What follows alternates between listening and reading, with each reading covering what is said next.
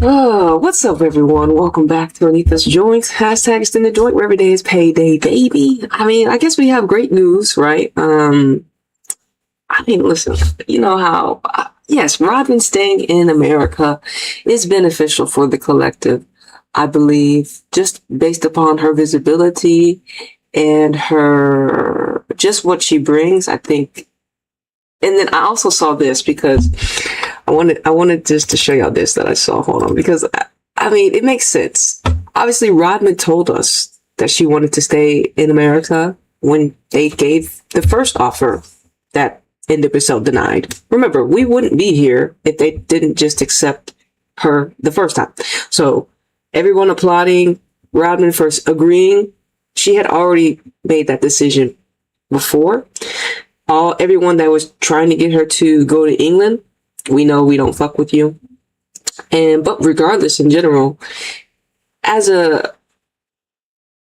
Rodman supporter, like I said, I never really tapped into Rodman, obviously, like that. But just seeing like how they were using her in the media, how, the narratives were being created because Rodman is so visible, you become a supporter. You become, you get pulled in due to, the patterns that you see when it comes to archetype like a Trinity Rodman. And like I said, because we follow women's sports, Rodman's blueprint is necessary to be studied because there will be future players that are like a Rodman that will ultimately hurt or have to disrupt the system that the NWSL, mind you, it's just the NWSL, that the NWSL has, because they're still capped. Rodman is one of the first red flags of an archetype that has and will bend the system and will make the system respond and react. And we know that they rejected her outright. And now they have spun the block, coincidentally, right before we get the Paraguay match. But nothing has changed. We are going to continue to follow this Caretaker USA narrative that we have. A lot of our national team members are not our senior team members. They're at best U21, maybe U20 players. So Emma Hayes is doing an awful job with America, obviously, but this is the role she decided to sign up for. But let me show you something real quick, because we're going to listen to Emma. Apparently they did like a little pregame, for today's match. And like I said, how are we going to, like I said, this America team is not America, not our triple espresso, right? This is not it. But I do want to celebrate Rodman. But guys, nothing has changed. You know why? Because I do not want to see if Rodman gets and helps her team get back to another NWSL final. I do not want to hear Rodman say, I wasn't feeling my best in this match. I do not want that to be the same narrative. I would like, if she does get to the final again, maybe not, maybe next year, we would like to hear her say, I know I played my best, we just didn't win, or I played my best and we won. We do not need to hear Rodman after they lose a final say she wasn't at her best, because this is not what you want from now your highest paid athlete. This is not the rhetoric you want to hear from someone that you say is you're the face of NWSL.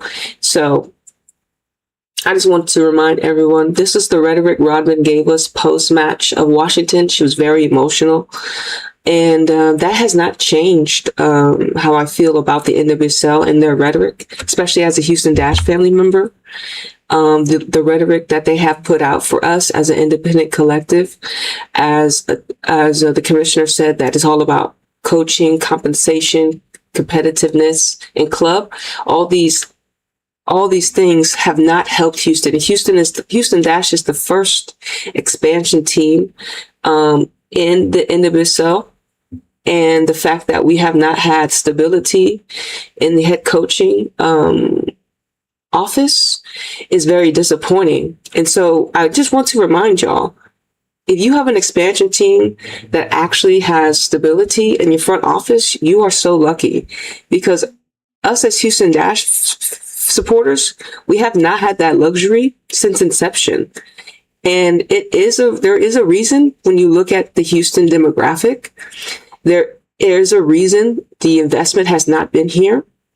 There is a reason, and it's a systematic reason. So if you are blessed to have an expansion team in your geographical region that has already had stability, a proper coach, more players that are more willing, especially because, like I said, remember we've had quite a few American girls play for Houston.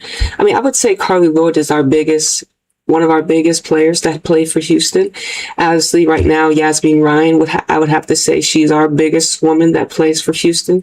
Jane Campbell, if she got actually more love, she would have definitely been another influential archetype that has played for Houston. But like I said, the struggle is real for Houston Dash supporters. So I'm happy that Trinity is staying in NWSL for Washington. But like I said, Houston Dash family, we need help. And I know that, like I said, we don't look the image that the NWSL is attempting to market to, but you decided to expand in this geographical region. So when you decide to do that, you don't get to extract the infrastructure. You don't get to extract the talent that is in this region and then not support it. There was a reason you decided to open Houston's market, because Houston is a geographical location that has one of the hugest markets. Angela told us, our GM, I think that's Hughes. Angela told us we have one of the hugest markets, yet we can't attract proper coaches. And I don't think, like I said, I felt like when we got that Spanish guy, not Carlos, the next Spanish guy, I felt like he was actually going to be but whatever happened, he was either not being able to get the support from the NWSL. I think his tactics were too much love. I think he was going to help put Houston in a different position. And I feel the NWSL fought him. And this is why he said he got sick and didn't return. And you look about the archetypes, Carlos for Gotham. You look at these archetypes that have come and used Houston as a placeholder to gain ascension in the same league of the NWSL. You see how this NWSL has used and abused us as a Houston Dash collective, and it's going to stop. I mean, listen, things are changing, obviously.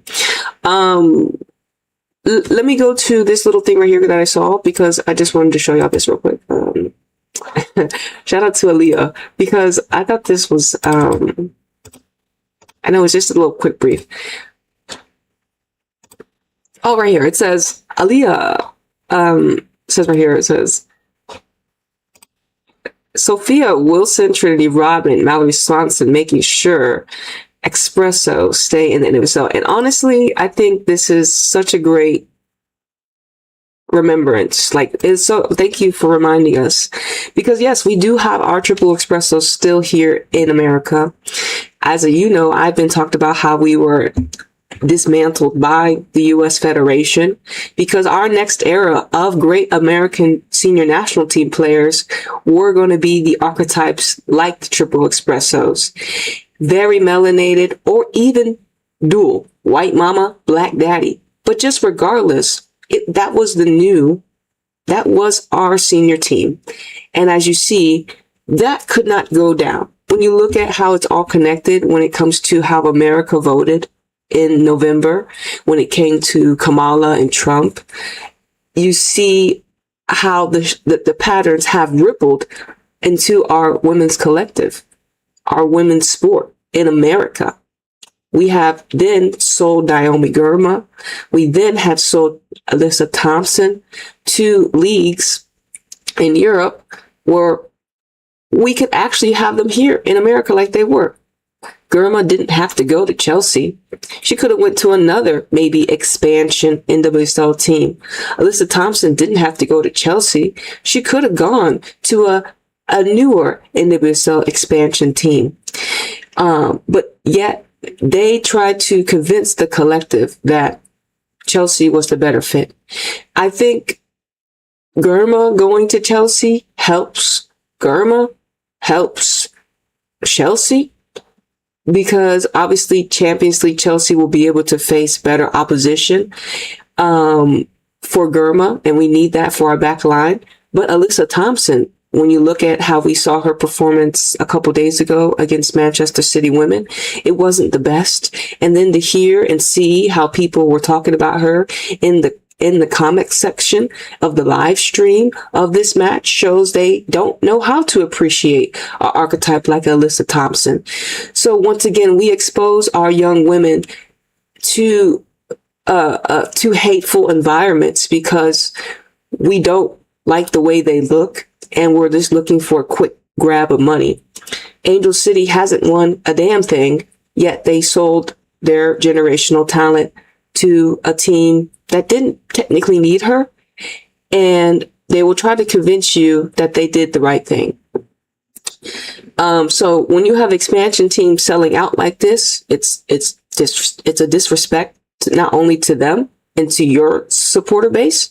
You know, it's a disrespect to us as Americans when it comes to keeping our ladies, even if they are diaspora, our ladies here in America, lifting up our league. And that's why I say, like, you know, if some of our ladies do come back, they may not come back to the NWSL. They may go to the Gamebridge Super League, because the Gamebridge Super League is also another top flight league in America that will get up off the ground, that will gain momentum, that will gain support, because we have a lot of talented women that play women's football in America. And having two top flight leagues only gives our ladies more option to express their gifts and talents and to attract a supporting base that appreciates what they do and give on the pitch and to their team. So, like I said again, you know, I'm happy Trinity's here in America because that's what she wanted. And I'm all about giving the players what they want. And when you think about what a Trinity Rodman archetype has asked for, it's not really hard to give it to her, especially when you have a billionaire, Michelle Kang, that's the owner of your league, of your owner of your national owner of your club. So it was very easy for Rodman to get what she wanted, right? We had to go through the system's rejection, recalibration. So like I said, Trinity Rodman's blueprint will be studied for future references. And I hope everyone knows nothing has changed, because if Trinity Rodman pulls back up in a NWSL final and she tells us she wasn't her best, I'm going to be like, why is this the same rhetoric? The same old story. She told us this last time. You know, why is she not feeling the best when she's going into the final? What's going on in the locker room, right? And you know, Washington Spirit signed a Paraguayan player. Did y'all see that? Apparently, she's a talent, a generational talent for Paraguay. So I also think that's very interesting. I have never seen her play. We'll see if she plays today. Well, obviously, I don't really listen to commentary from whoever will be doing commentary. I observe the match. I observe the game. I observe the archetypes. I don't need narratives given to me from women that have not proven themselves, not only domestically, but they haven't proven themselves senior wise. So once again, we're about to watch a whole bunch of unseasoned domestic players that have given opportunities and platformed for our U.S. senior national team.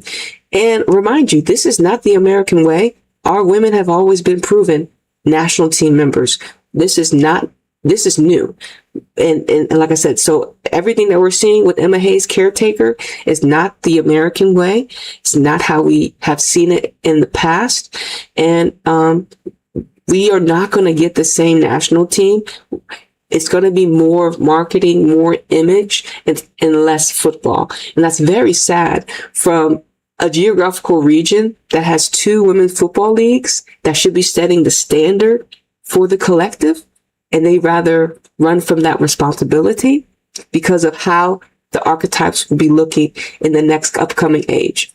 And once again, let's just read. Let's celebrate Rodman staying in the NWSL, because I know that's what y'all here for. We have like 2 hours until the match kicks off, and plus there's a lot of other things going on in the realm of women's football. We have Liga MX is going. I know Tigers are going to play tonight. I think I forgot who was playing. So I have a lot of matches I'm going to be tapping into today.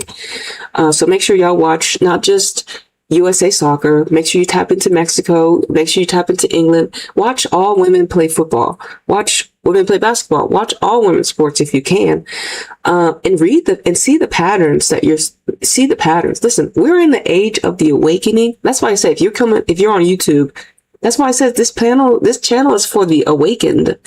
This channel is for those that can see through the media, through the words, through the language, and actually observe things authentically.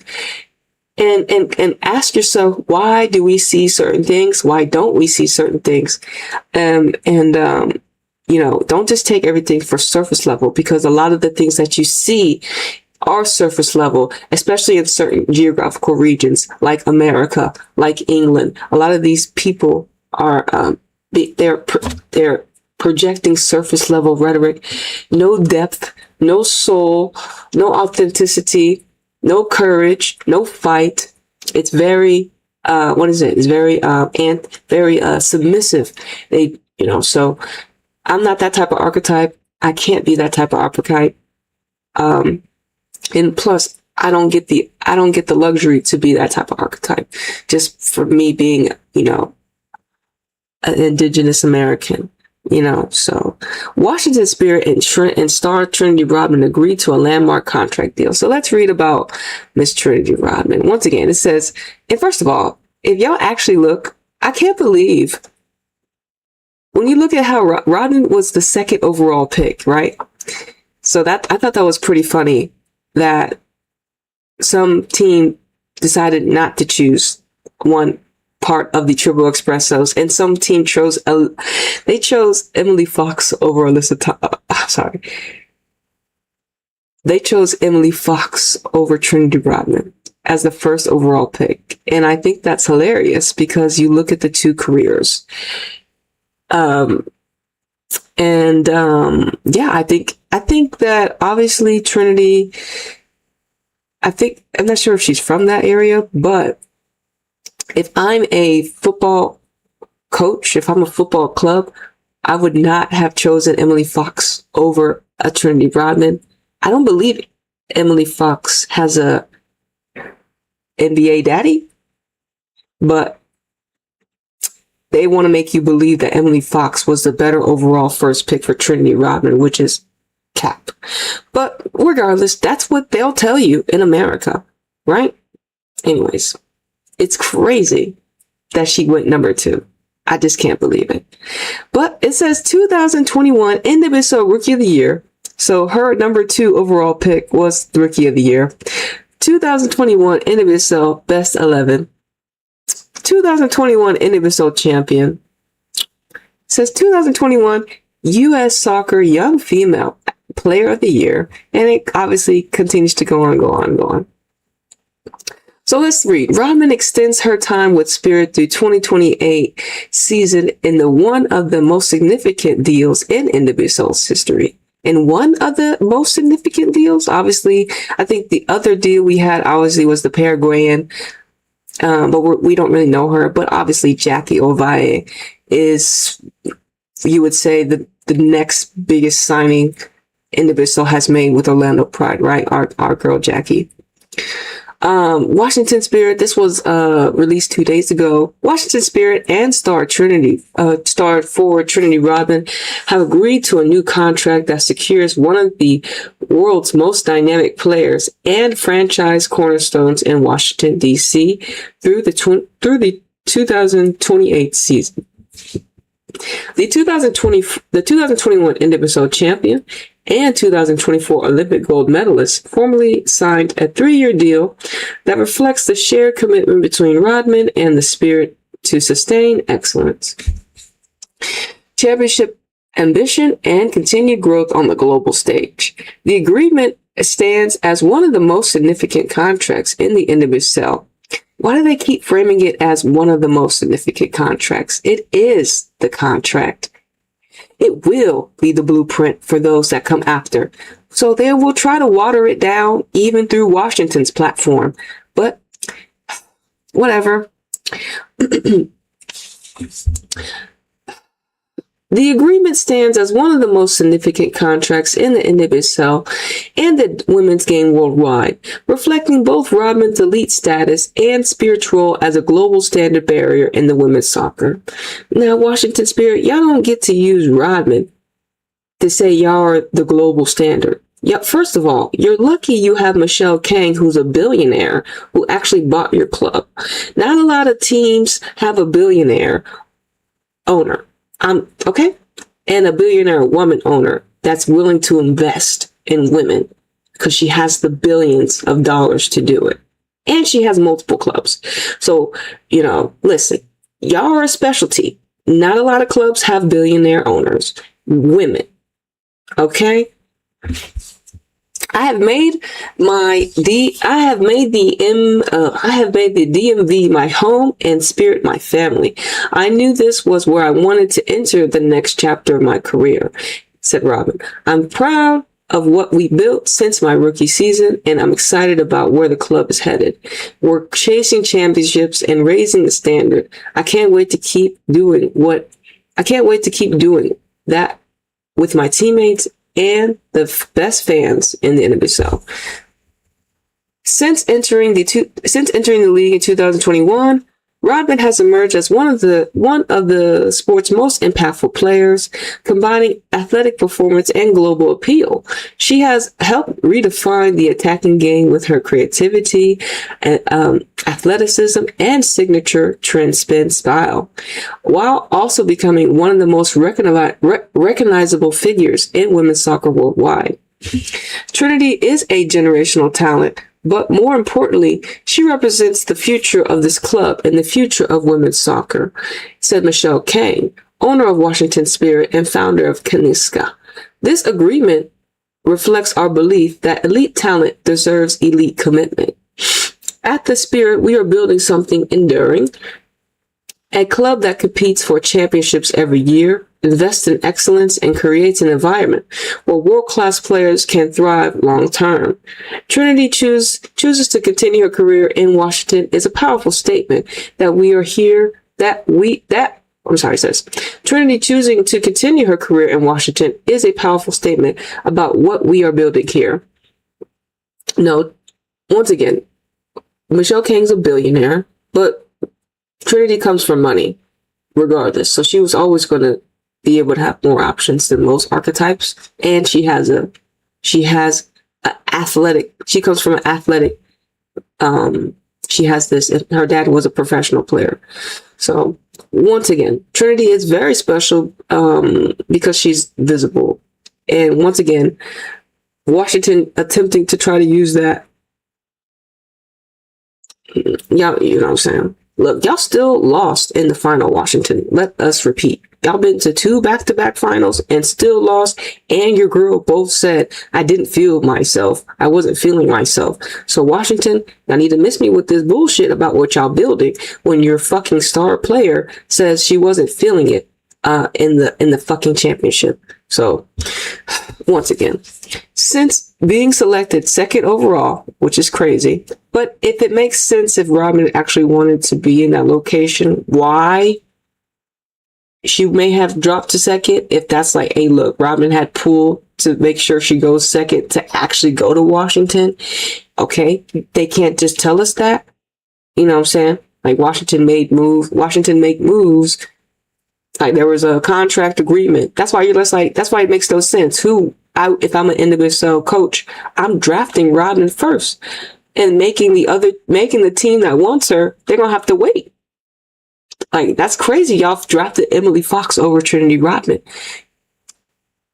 Makes no sense. It literally makes no sense. And then and then to Emily Fox's detriment, y'all don't even play her in her proper position. You know what I'm saying? She has to play defender now. She's not even getting to play the position that she was playing in college. But hey, that's how they do you too, Emily Fox. Anyways, Since being selected second overall in the 2021 NWSL draft, Rodman was the youngest player ever drafted by the league at age 18, has established herself as one of the league's most accomplished young players. She earned 2021 NWSL Rookie of the Year honors, recorded a championship-winning assist in the 2021 NWSL Championship, and has since become the young player in the league history to reach over 50 goal contributions. A two-time Balle des Femmes finalist and a 2024 NWSL MVP finalist. Rodman also holds the Washington Spirit's all-time assist record and has been a consistent contributor at both club and international levels. Trinity is absolutely critical to this club, to the NWSL, and to soccer, said President of Soccer Operations Haley Carter. Well, we wouldn't have known that when y'all had denied Trinity the first time. Let us not forget, there were articles questioning why Washington Spirit, why the commissioner vetoed Trinity Rodman's first contract. So y'all can miss me with all this. We love Rodman when y'all rejected her just for being herself outright. You can miss me with all that fuck shit.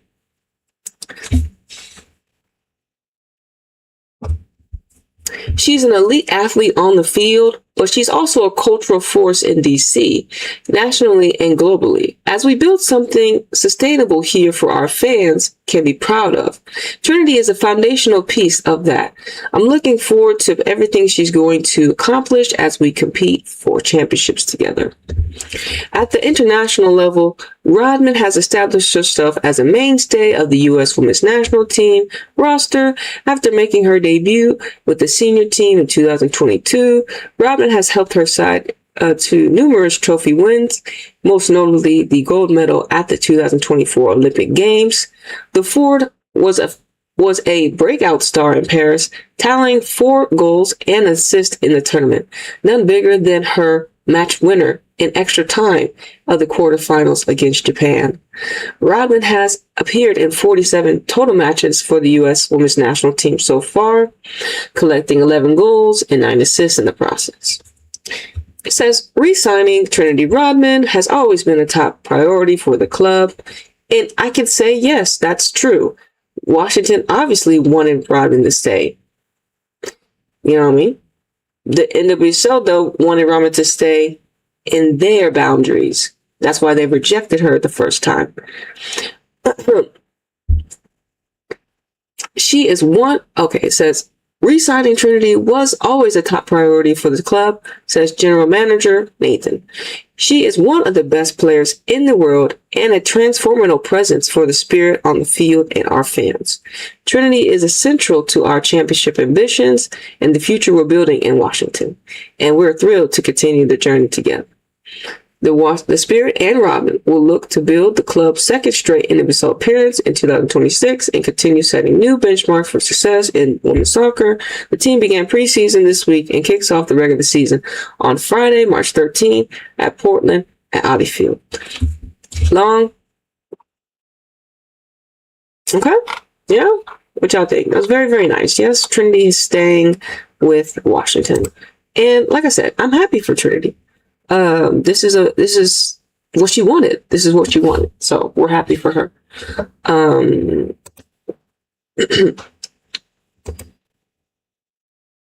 But y'all ready? Let's get to the caretaker.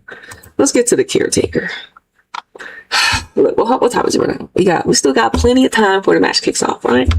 So Robin's staying, and we'll see if she plays tonight as well. Says 5 things to know about USA Women's National Team versus Paraguay. All right, let's get to know what type of rhetoric they got for us. Here's everything you need to know about head. Here's everything they want us to know. Remind you, here's everything they want us to know about USA Women's National Team and Paraguay. And y'all back in California? And okay, first of all, hold on. Time out. Let me break the wall. Y'all know what's going on in our world, correct? Right? Y'all know ICE. You know ICE is outside and unaliving people. We need to pause for a second. Because today, ICE unalived another person, and it's all over social media. We know about Renee Good. Okay? And they unalived another person. So I just need y'all to know America is in a state of chaos.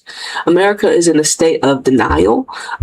Some geographical, America is going through a lot of things. If you're an international observer of America, y'all know we're going through a lot of stuff right now. America's not safe for people of all shades. People are being unalived today. We saw it today on TikTok. I literally woke up today, an hour ago. They unalived another man. Unalived a man today. ICE did. We saw that today. So I know we're about to talk about, we're talking about Trinity Rodman.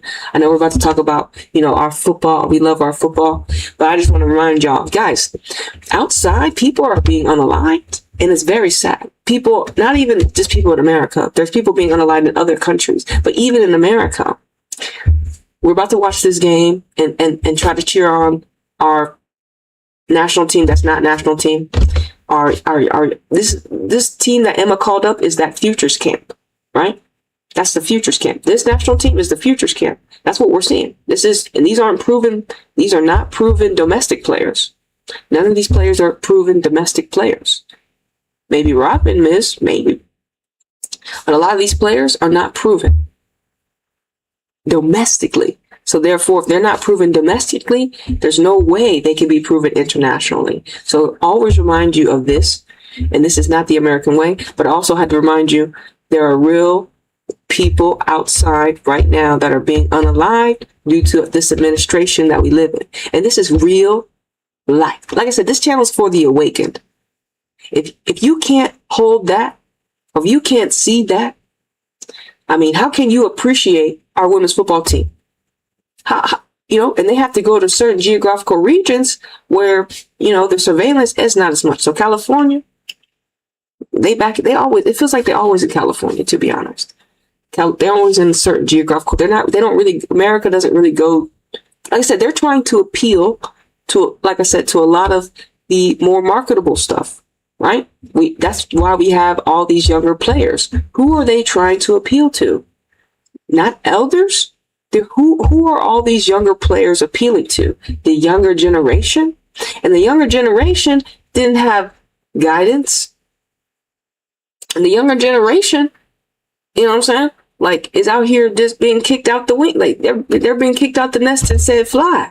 And we all know this can be very detrimental to our women when it comes to the surveillance and like I said, people are going to like I said, this is Baby Thompson right here, right? This is this is Giselle Thompson. This is Baby Thompson.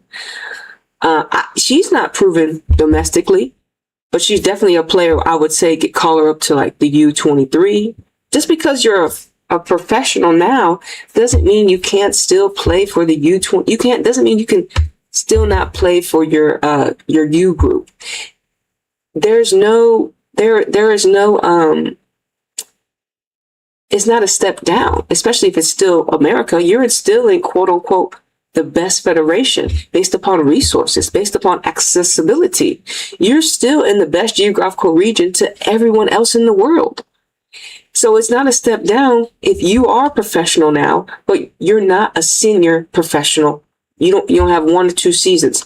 Play with the U. Go try to, this group of ladies actually could maybe participate in the next World Cup for the U group and see what they do there and see who proves themselves against their actual age group instead of making them prove themselves against grown women that have domestically been playing maybe double what a lot of these women are just being introduced to.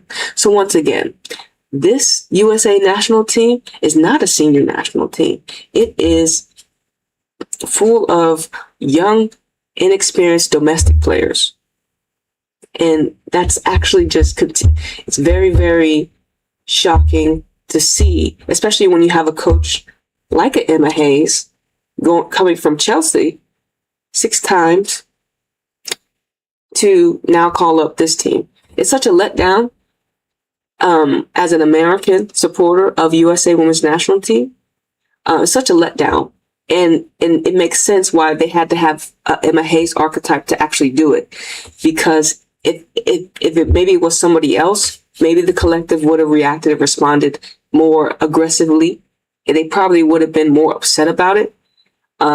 They probably would have fought more. But I believe because it is Emma Hayes and what she did with Chelsea, a lot of y'all just drink the Kool-Aid. A lot of y'all just believe what you're given. A lot of y'all do not question it. And the media doesn't help because the media is all together on this, right?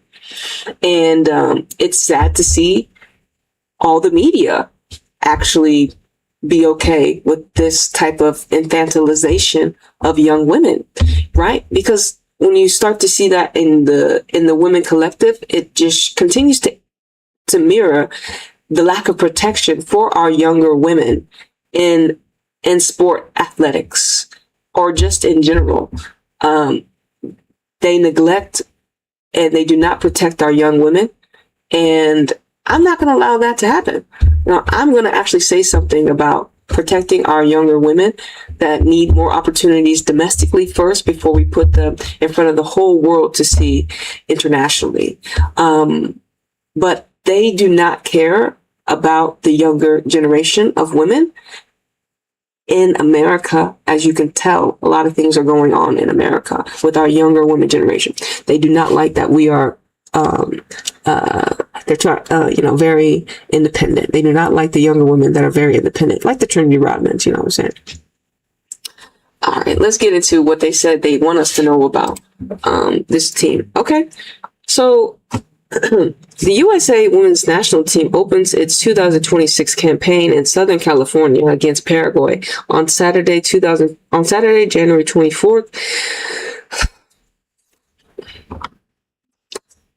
Number one, she's back. The 26-player January camp roster features the return forward Trinity Rodman, who played in just one match in 2025. And why is that? Why did Trinity only play one match? And remember, when we were listening to some of the rhetoric Emma was saying, she unfortunately had said something where I believe Trinity withdrew from the camp. Why is it that one of our espressos, the only espresso we have, only featured one time? Was it really because she was injured? Or was, I said the surveillance of Trinity probably needed a break. All eyes on Trinity. She, she's still a young woman. And she's out here living her best life as a professional athlete. And she deserves to be protected and respected because of that. Once again, so Trinity is back. She only played one match, 2-0 against Brazil. That's an actual good opponent, you see, in which she scored the game-winning goal, which is not surprising. Rodman was called into the October U.S. Women's National Team camp, but was replaced after suffering a MCL strain during the CONCACAF Championship Cup game. The 23-year-old has the most caps. Okay, so they're exposing themselves, obviously. So Rodman is only 23, and she has the most caps, 47. Not even a 50, Rodman. They don't even got Rodman on 50, but she's the most capped for our team. That's a lot of pressure on young Trinity Rodman, isn't it? Why so much pressure on our girl? I don't think that's normal. So once again, Trinity's only 23. A lot of the other women are a little bit younger. Some are a little older. Most of them are younger. But she's the most expressive, the most capped. But it didn't have to be like that. Because before Rodman before Rodman was getting called up for America, we had other players. Ashley Sanchez. What about her teammate, Ashley Sanchez? They just forgot about Ashley Sanchez. She played with Trinity Rodman and Ashley Hatch to help win an NWSL title. Y'all remember that? Did we just forget about the people that also helped Trinity and Washington win? America did. I didn't though. I didn't forget about Ashley Sanchez. I didn't forget about Ashley Hatch. Ashley Hatch was one of the players that was leading the league in goals one year, and we were always talking about her, and obviously Ashley Sanchez has always been an archetype we talked about. She got called up with Blacko, but he didn't play her, right? And she's a good player. She could, like I said, she's supposed to be replacing the Rose Lavelle's. And I actually saw an article on why Rose Lavelle wasn't here, and the fact that they keep bringing up, players like her, but y'all used and abused Rose Lavelle too. That's why she can never really come back to who she was before, because y'all overplayed her. Y'all didn't protect young Rose Lavelle. She's super talented, Rose, but she's old now. Well, not old, but we got better players. Do we? Do we have better players? Yeah, we do. Like a Lily Johannes. Anyways, so Rodman is the most capped with 47, which is not a lot. And this is our senior national team, Emma Hayes. And it'd be, like I said, they're weaponizing caps. They're weaponizing all these things for market. Because this is not how it used to be. Let me get off the topic of one. Once again, the 23-year-old has the most caps, 47, and 11 goals of anyone on the January roster, and is 1/3 of the dynamic triple espresso attack that led the U.S. women's national team to Olympic gold. It says Rodman will look to set the tone of the group. Why? Why are y'all putting all this pressure on Rodman? She didn't sign up for that. Y'all put her in this position.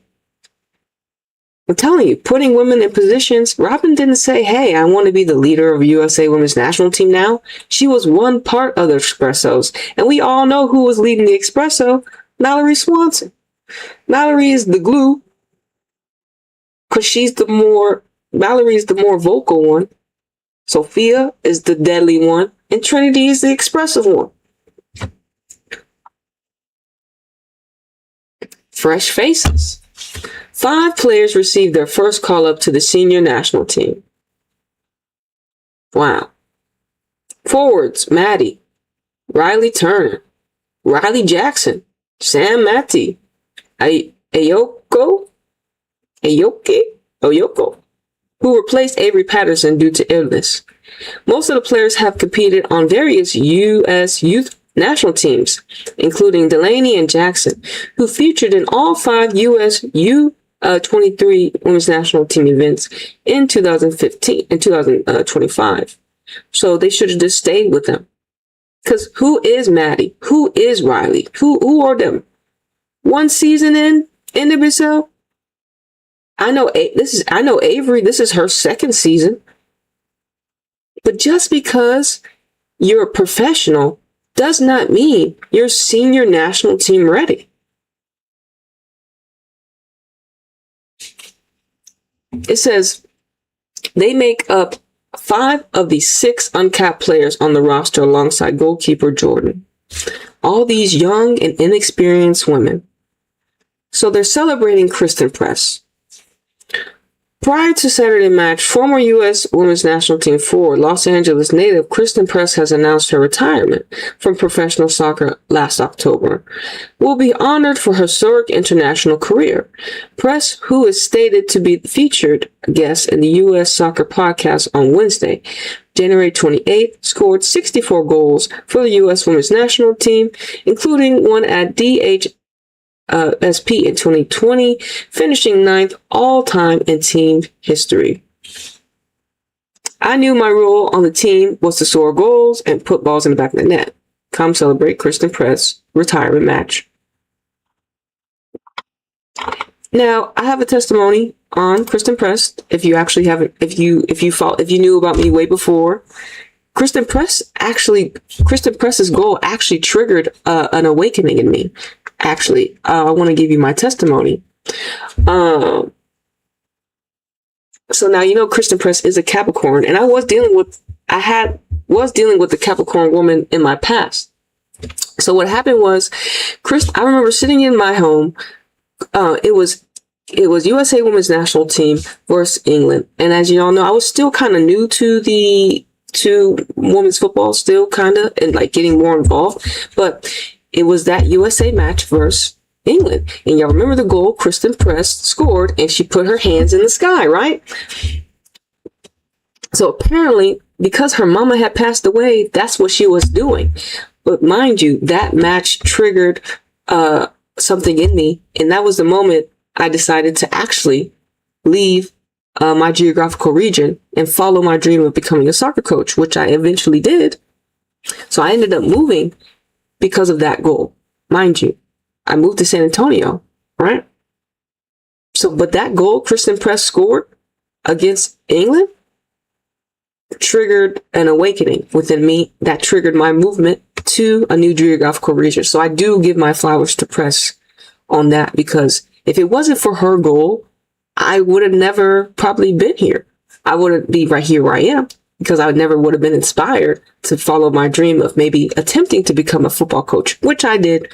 And it wasn't like, obviously, like, neither did I become a professional world-class coach, but I did become a coach for young women and men. So thank you, Press, for doing that. You awakened something within me through the beautiful game, through your expression against a fairly good opponent in England during that time, where it wasn't more narrative driven. It was football authenticity driven, back when America was actually representing America, not this America. So yes, Kristen Press, I do give her a lot of my flowers to triggering a reaction and awakening within me. And I've said this before, when I had first started my career, when it comes to this that I do. So yes, Kristen Press, it's funny that, you spin the block and we talking about you again. But yes, but now, as you all know, Kristen Press and Tobin Heat, they wasn't even a thing when we were watching, but now they're a thing, because they couldn't even be a thing with America. They had to hide themselves. They couldn't be a couple outside back then when they were playing for America. They couldn't be a couple, but now they're a couple out. Now they're a couple outside. But it just shows you how shit changed, don't it? It shows you how they couldn't even be themselves. All they had was the expression of football, because they couldn't even express their sexuality, because America wasn't pro LGBTQ. America wasn't ready for lesbian women football players. What? Now we are. We don't give a who you fuck. But it shows you, Kristen Press told me they couldn't be an item. They couldn't have been an item during their time of playing. But now they all booed up together, got their shit together, and now she's spinning the block.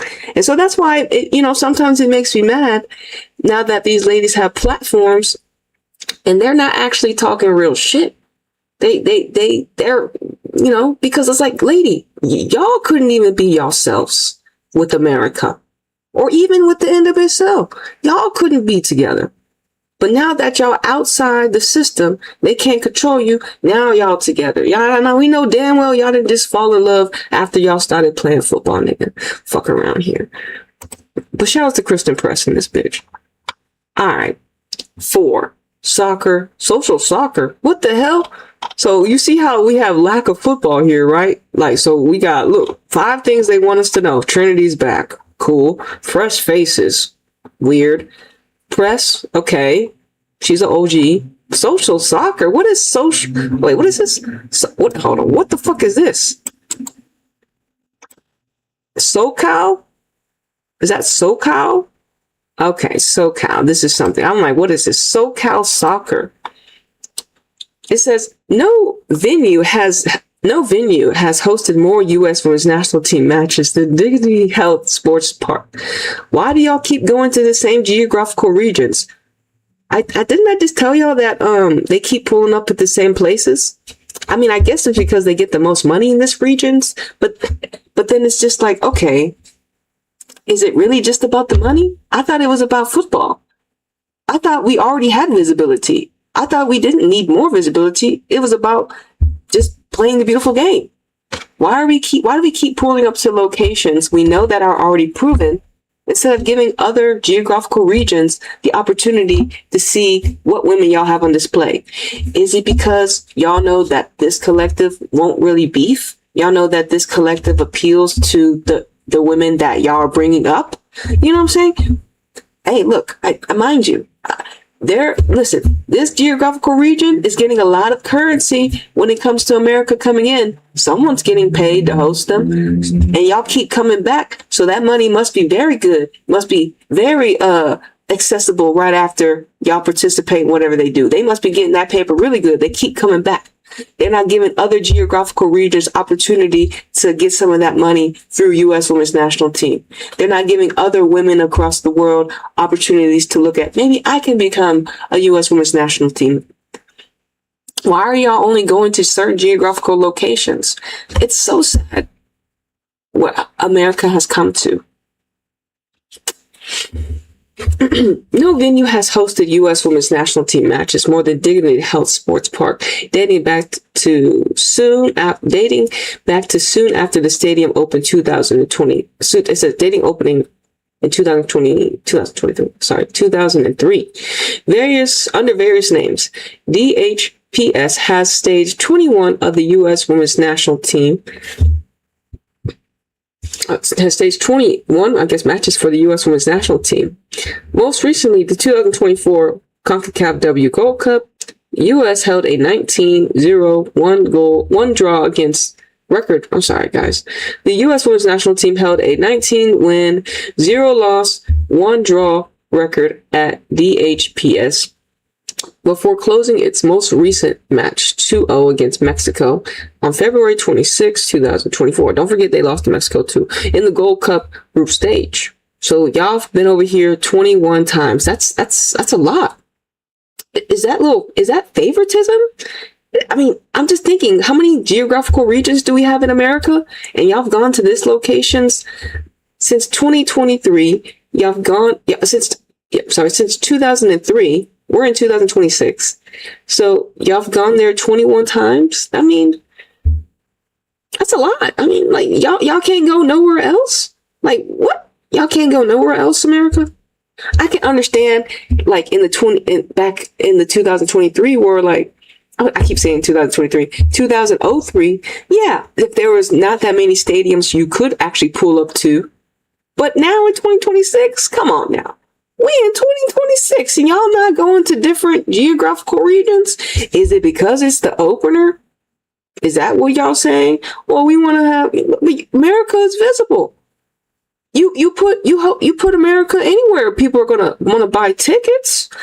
Are y'all trying to say America is not appealing anymore? Like America, you know what I mean? So it's like, what are y'all trying to say? Why do y'all keep going to certain geographical regions and keep giving them money? Mind you, the record is good, but America's always been good. This is not new. The match in Carson will be the homecoming for 9 players. Jesus. Once again, attempting to make the ladies feel a little bit more comfortable because a lot of them are younger, so you have to put them in an environment that they're used to instead of having senior national players play in an environment where, there is not as much favoritism, but you're still in America, but still, you're not really from that land. People are actually going to see you authentically instead of, oh, that's my cousin of my cousin, and that's my niece and my nephew, and that's my grandkid. You see how they just want to feed? I understand. Your family should pull up for you wherever you are if they have the means. If they don't have the means, okay. Next time. But that doesn't mean specifically go to a geographical location where most of the women are from just because they're, you know what I'm saying? Do you see the connection? They'll try to mask the geographical location, but also to mask it's because we don't want our young women to be in that much pressure because we know that they are younger than they're younger, and this is not the group we're supposed to be calling up. See, this rhetoric, we wouldn't even have this rhetoric. Why? Like, so now you can only be from this geographical region to get called up to the national team? I'm telling y'all guys, it's scouting is targeted to certain image. They target certain players from certain demographics because of the image. And the fact that damn near almost double digits of our 26 are from that geographical region is not a red flag to you? Where is the diversity and pool talent for U.S. Women's National Team when we know we have how many states in America? We know there's talent everywhere. Why is America only scouting players in certain geographical regions? And mind you, I asked you these questions. So the match in Carson will be the match in Carson will be a homecoming for 9 players on the roster who hail from Southern California. Trinity Rodman, Tara, Rudd, Kate Weisner, Kennedy Weasley, Lola Bonta, Giselle Thompson, Jordan Bugg, Riley Turner, which will all have an opportunity to play in front of hometown fans and family. Olivia Montero also lived in Orange County for a time as a youth soccer player. So this is a narrative that this is a narrative that they're telling us, like, we only want women that are from this region. Like 9 out of the 26 is crazy work. It's too many, in my opinion. It's too many. It's too many not to be a coincidence. So your friends and family get to see you. So you make it more accessible for your friends. They make it more accessible for the U.S. women's They make it more accessible for the Futures Camp senior national team, Caretaker era timeline, Emma Hayes, make it more accessible for their friends and family to actually go see their women play. So the spirit in the stadium is more about, oh, that's my niece, that's my nephew. I keep telling you, instead of, look, we don't care if that's your niece and your nephew. Can your niece and nephew actually play football? But your parents and family members aren't worried about that. They're just like, oh my God, we get to see she's a part of the national team. Oh my God. Like, what the fuck? But here, a lot of y'all, like I said, are we sure we're still watching the same women's national team? That night, look, don't drink the Kool-Aid, because this is cap. This is cap. This is set up on purpose. Look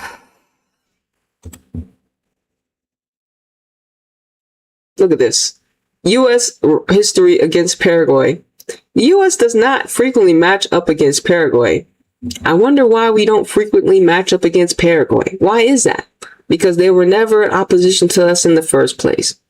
How is it that Paraguay all of a sudden is a good enough opponent during the Caretaker timeline? And y'all remember what Emma said about, like, I think she said about New Zealand, I forgot what she said, that it was a good test. It's only a good test to inexperienced youth. And this is what it is. It's just about testing the collective to see what we're willing to stand for. And a lot of the collective is willing to stand for nothing, obviously. Because I just don't know. I really don't know why the collective is willing to stand for nothing. Is it programming? It must be programming. Or you just don't care? Well, you don't see anything wrong with it? Okay. Because a lot of y'all obviously don't. Well, I'm not saying a lot of y'all, but some people just don't have the ability to recognize patterns or recognize, previous generations and what they did right and what they did wrong, and then how it translates to the next generation. A lot of people don't. One, because they don't get to. A lot of people don't, because they're not being guided in that way. Me, Anita, based upon observing, I can now help show people, like, hey, look, this is not how we used to be. The media will not give you these skills that I have showcased. They will not give you the ability to see the patterns for yourself. They'll gaslight you after you see the pattern, after you call it out. Now, that's what they'll do. They'll ignore you. They'll isolate you when you say something that is, I really don't understand that. Like, they'll isolate you because you challenge the status quo. But that's how shit gets done. If USA women never were those women, they would never been in the position that they are in now to just call up randoms because they all are from Southern Cali. If America never was America, this opportunity would have never happened. So for them to just all of a sudden just throw away the blueprint that has made America successful and for the collective to kind of just drink the Kool-Aid and for the media to obviously do their job in helping the collective drink the Kool-Aid. It's the utmost disrespect for those that can actually see the patterns. And we'll continue to talk about it because, I mean, Emma Hayes is not going to be here for long, thank God. And when she leaves, we'll have a new national team. We'll see what agenda they would like. But remember, listen, we're only under the administration of Trump, we believe, for 4 years. And like I said, who knows what's going to happen in America? This may be our last season of women's football because of we don't even know what's going on in our world when it comes to ICE. People are breaking the laws. You know what I'm saying? People are being unalived in our reality currently right now. So remember we had a COVID-19 and it shut down the whole world. Like guys, like this could happen. So this Emma Hayes caretaker era, we're being robbed of our triple espresso. This could be it. We could have no national team a year later. We could have no World Cup in 2028. You know what I'm saying? We already know that a lot of people are protesting or boycotting coming to America because of the shit that we got going on. Your ass may get locked up by ICE or unalived coming to America just to participate in the World Cup for the men. You understand? Like, so these are real life things that are going on in our world. And I just need people to wake up and remember this shit is real outside. Okay? But no. So we may not know what happens. We may not have a World Cup come in 2028. World Cup's coming in America for the women in 2031. Ain't no telling what's going to go down by then. We gonna be lucky to be alive. Anita gonna be lucky to be alive. I'm telling you, y'all. People are being unalived outside, and that is reality. That's not fake. I'm not lying. But we really we would like to be able to have authentic football expression if we are going to end up, right? We would actually want to see the most bestest America team if it is going to, right? No. They're going to give us spectacle before and it's crazy, but I'm not going down without a fight. All my life I had to fight. But like I said, we wasn't on this timeline when it came to America. Like I tell you, we supposed to be on the triple espresso timeline. Alyssa Thompson's supposed to be here. Good Naomi Girma's supposed to be here. Maybe Kat Macario would have pulled back up to NWSL by now. Maybe Mia Fisher would get on the team. Ashley Sanchez. Lily Johannes might have said, I fuck with NWSL. You know what I'm saying? I don't want to go to Leon Michelle Kane. She could have gone to Washington Spirit Michelle Kane. You know what I'm saying? We got I say Cooper. We got Coy Bethune. You know what I'm saying? Not to mention Bethany Bolser. Not to mention, what's her name? Did I say Baby Thompson? Baby Thompson. What about Emily Sams? What about Alana Cook? What about Jane Campbell? You know what I'm saying? These were the players. Joyce. You know what I'm saying? These were the players that we actually are supposed to be seeing. What about Aubrey Bledsoe? Aubrey Kingsborough? You know what I'm saying? What about Katie Luton? Some of these older goalkeepers that we have in our realm. You know what I'm saying? What about Ryan Williams that plays for North Carolina? What about the girl Haley Mace? Emily Fox may have never left to Arsenal. Jenna Knightswanger might have still be in America. You know what I'm saying? What about all our great, pretty seasoned domestic players that deserve opportunities? They disrespected our veterans. They disrespected our they may not be veterans, but seasoned players. Think about how long it took Lola Bonta to get an opportunity. And she's like 30 plus. Think about some of these other players that had just been overlooked by the Federation because they don't look that way. And even, let me say low, she may not have been the right player during her time, but even during that small transition, she still hasn't she barely getting any looks. You know what I'm saying? Did I miss? I mean, obviously there's a lot of other players. Who's another player that I like? Penelope Hawkins. I like her too. She don't fit the blueprint. She a white tea woman. She's domestic. She's been playing for a little bit. You know what I'm saying? Y'all know I like Bethany Bolser, but they don't like Bethany Bolser because she too outspoken. Shit. You know what I'm saying? But we've been fucking with Bethany for a long time. Okay? So I mean U.S. women's national team against Paraguay, the history is very brief because America has never saw Paraguay as a good opponent. Only now, the caretaker timeline, they're worthy opponents to open up against. So let's see the last score lines. USA does not have frequently match up against Paraguay, which is ranked 46th in the world and 4th in South America behind Brazil, Colombia, and Argentina. The team has only met twice. Nigga, 2 times? 1-2. 1-2? 1-2. Y'all literally don't have a handful of matches together. And it's not for a reason. It's because y'all didn't want to play them because they weren't good. Obviously. 2 times in y'all's whole history, that's crazy work. So whatever rhetoric Emma is going to say after we probably cook this team, maybe, we don't even know how it's going to be. I'm a hope we beat them, but we couldn't even beat Portugal. So I'm a hope that this Futures Camp USA Women's National Team is going to get the job done. I'm going to hope. But honestly, I hope Paraguay whoop America. I hope all the teams that America plays whoops them and exposes their lack of mature players. And this is not a dig on our youth. This is all on Emma Hayes. This is all on the U.S. Federation. I hope they cook them. Cook them. Cook them. Because what you think is going to happen when this youthful, inexperienced team pulls up against actual women? Actual women.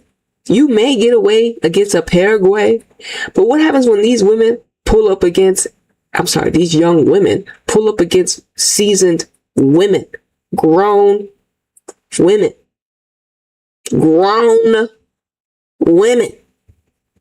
you'll see it for what it is. And like I said, we're gonna hear all the rhetoric today. We're gonna hear from all those casters that are on, that talk to us about what they think went right with America, how they're gonna suck on Emma, how they're gonna suck on whoever they want to talk about in the match. They'll probably have to talk about Trinity a lot. Whoever they want to glaze. We're gonna hear it all, y'all. Listen. We're gonna hear it all. I can't wait to listen to the lies that they'll tell us about this future USA Women's National Team. I can't wait to hear all the lies because, like I said, that's what they're going to do. They're going to get on TV and lie to us. And the collective might eat it up unless you came across Anita. And Anita's like, hey, look, these niggas is about to lie to us. About to gaslight us. But hey, don't act like someone didn't tell you. And mind you, I need y'all to remember, I'm only here. I'm only available to do what I do because humanity was actually ready for an archetype like me. Humanity has been waiting for an archetype like me. This is the only reason why I exist. Do you understand? If I wasn't supposed to be here, I wouldn't be existing. But I am. Because the collective is ready to hear the truth. The collective knows the truth. The collective acknowledges. This is the only reason I have a lot. Like I said, on YouTube, I got at least, 1K ninja. Shout out to all my homies that have been fucking with me since the beginning and have seen my elevation, has seen my ascension.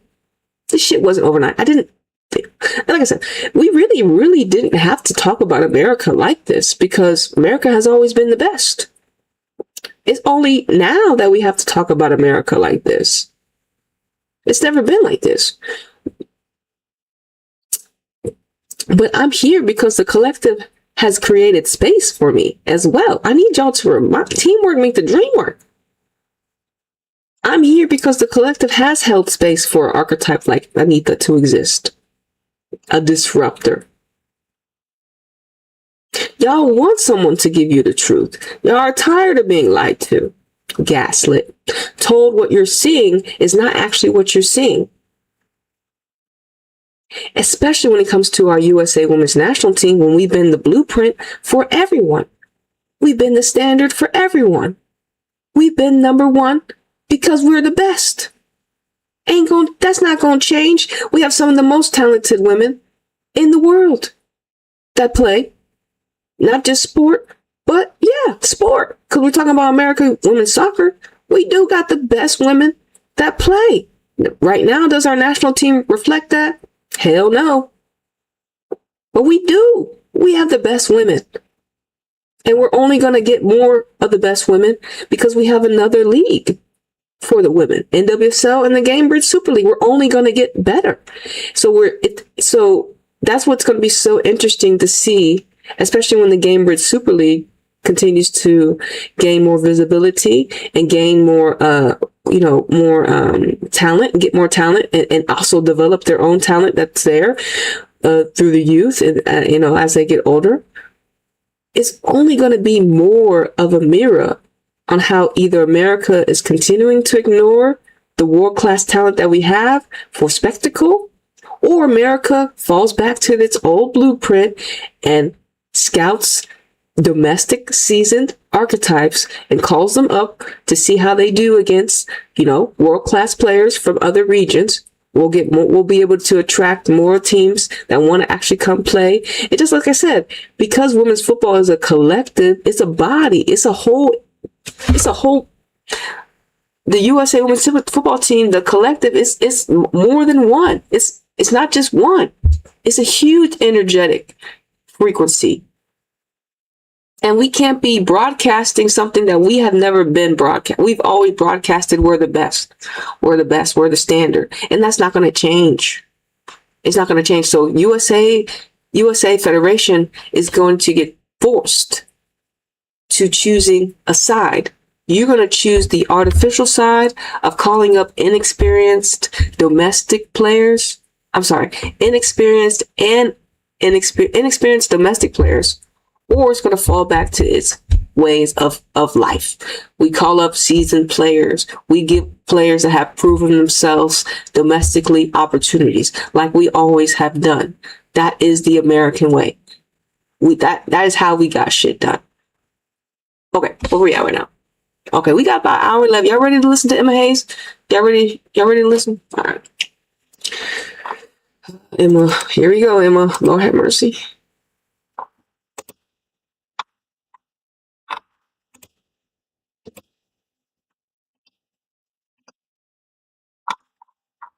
All right, hold on, y'all.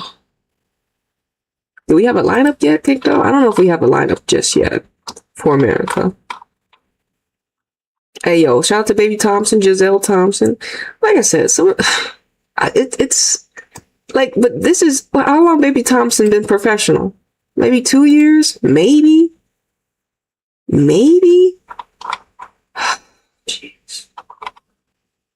Okay, hold on, y'all. Let me mute myself real quick.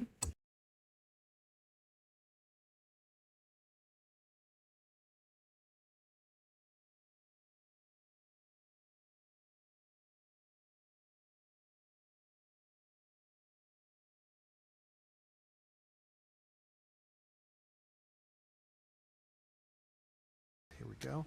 All right, everybody, thanks for coming. Just about to kick off the second full year under Emma Hayes here at the Dignity Health Sports Park. Emma, I do believe, has mostly recovered from her day at Disneyland yesterday. Yeah, cool. So we will commence with questions in the room. Please wait.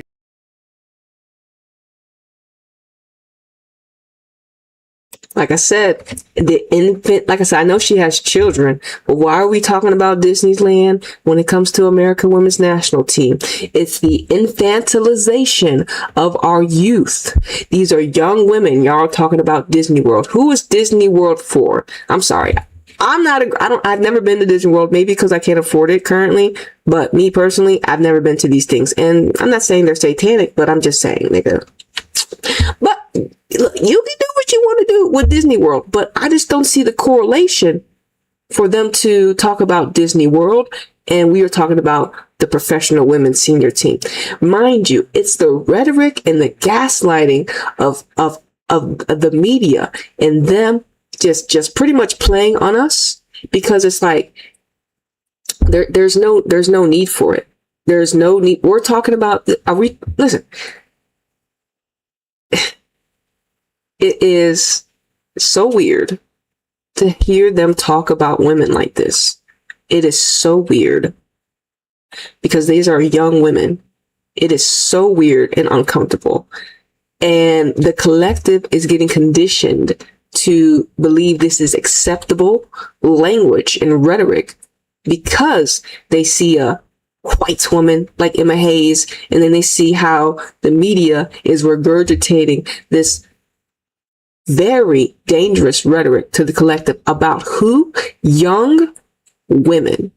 Not young boys, women. And this has never been our way when it comes to American women's football. So, mind you, who are they grooming these women for? Who are they platforming these women for? You need to ask questions. And then why is the media just going along with it? All the media, except me. Obviously, I'm independent. Duh. Okay. So that Disney World comment, listen, keep that shit at home with the children. But these people are weird. They're very weird. And it does make me very uncomfortable to hear how they talk about young women. For the microphone on either side, and then we'll get to some online ones if there are, and there are. So questions in the room for Emma. Let's start here, and we'll just go down there. Go ahead, Damien. Good morning, Emma. Good morning. As you start this new year, just your thoughts on last year, and then how important is this camp, you think, going forward for all the young players again? Well, first off, every camp is equally important. Like, I always approach things like it's the day before a World Cup final, and every game should be played with that same intention, no matter the starting lineup.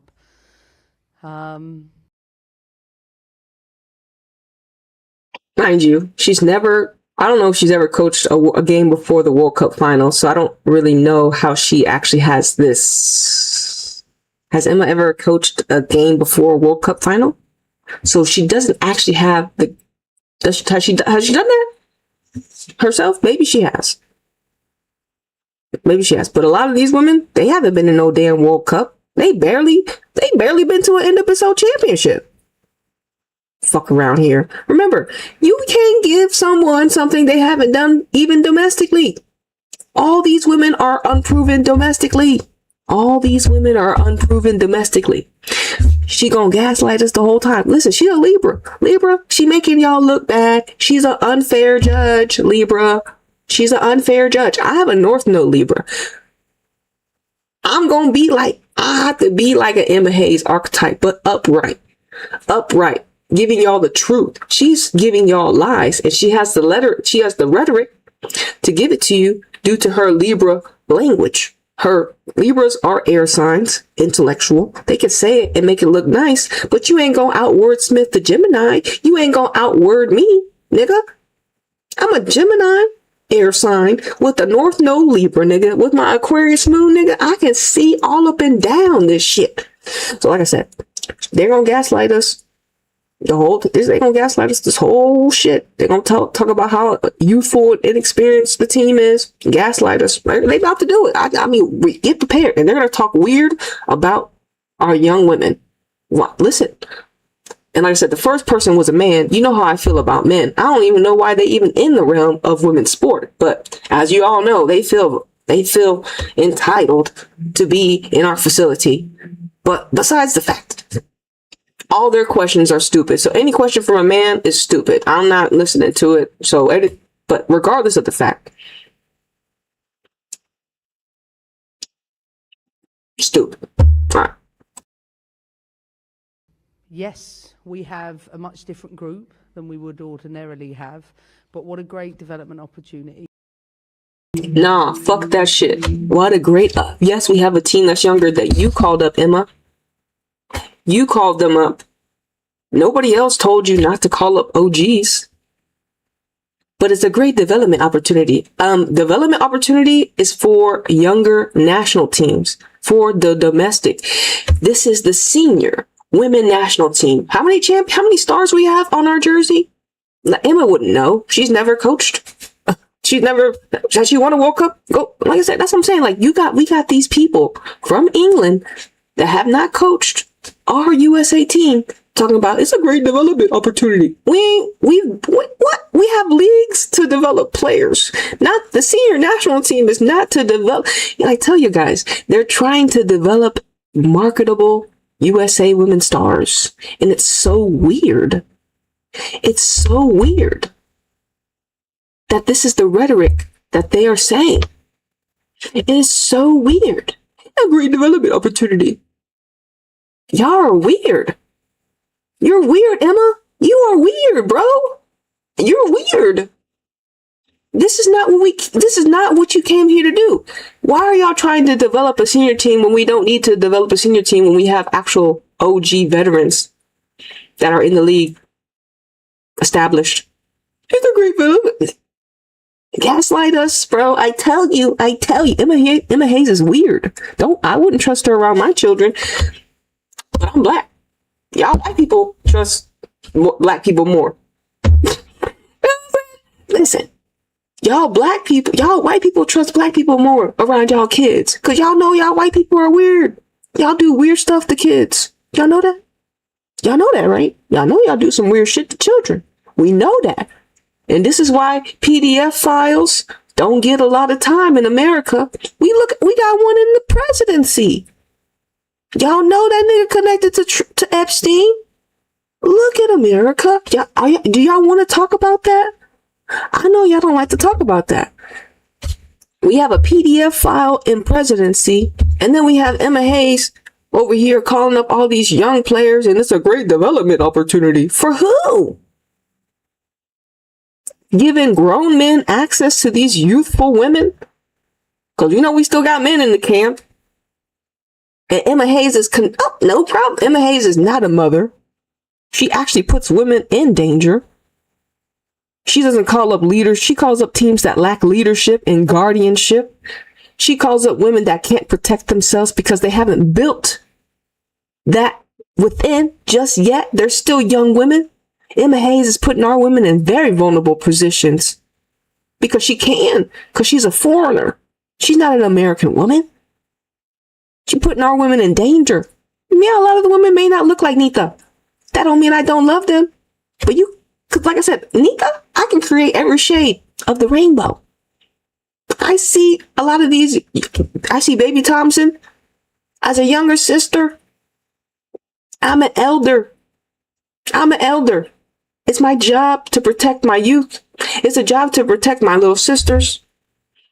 When I see them being exploited, when I see them being put into situations that could be detrimental to them. If they don't have a good performance, they could go on the internet and see some fucked up shit from men, from trolls, from AI bots that dampens their spirit. That puts something that they'll have to carry with, and they'll try to improve next match if Emma gives them the opportunity. That will try to do better domestically if given the opportunity. Instead of being able to prove it domestically and then be confident enough to be like, yeah, I'm done. I'm a senior national team player. I earned my mark, nigga. I earned my shit. This wasn't given. I earned my shit. I earned my stripes. That's how the women are supposed to be coming in here. Like, I earned my stripes. These women are coming in here like, I didn't really earn nothing. I was given the opportunity because I'm from SoCal. Just because you're from SoCal don't mean you can play football. America, like I said, the gaslighting, the rhetoric change, the rebrand. I know some of y'all don't like this. And like I said, mind you can go watch this whole video on YouTube. It's on the US Soccer itself. You don't like me interrupting. Okay, you can go listen to it yourself. But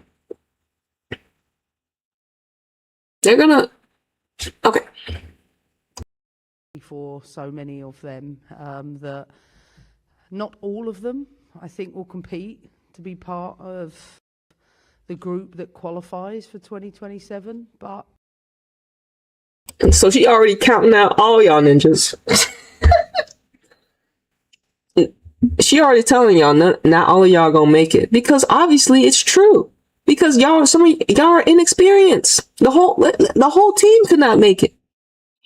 And like I said, it's going to be interesting to see how they actually play, because it's like, yeah, you can try to follow Emma's tactics. It's going to be more systemized. Obviously, they're not going to play with authenticity, because this team is more systemized players, because they're inexperienced. They don't have their own. Remember, senior team is supposed to have your football blueprint already established, not just, oh, you're going to figure out what you are good at right now.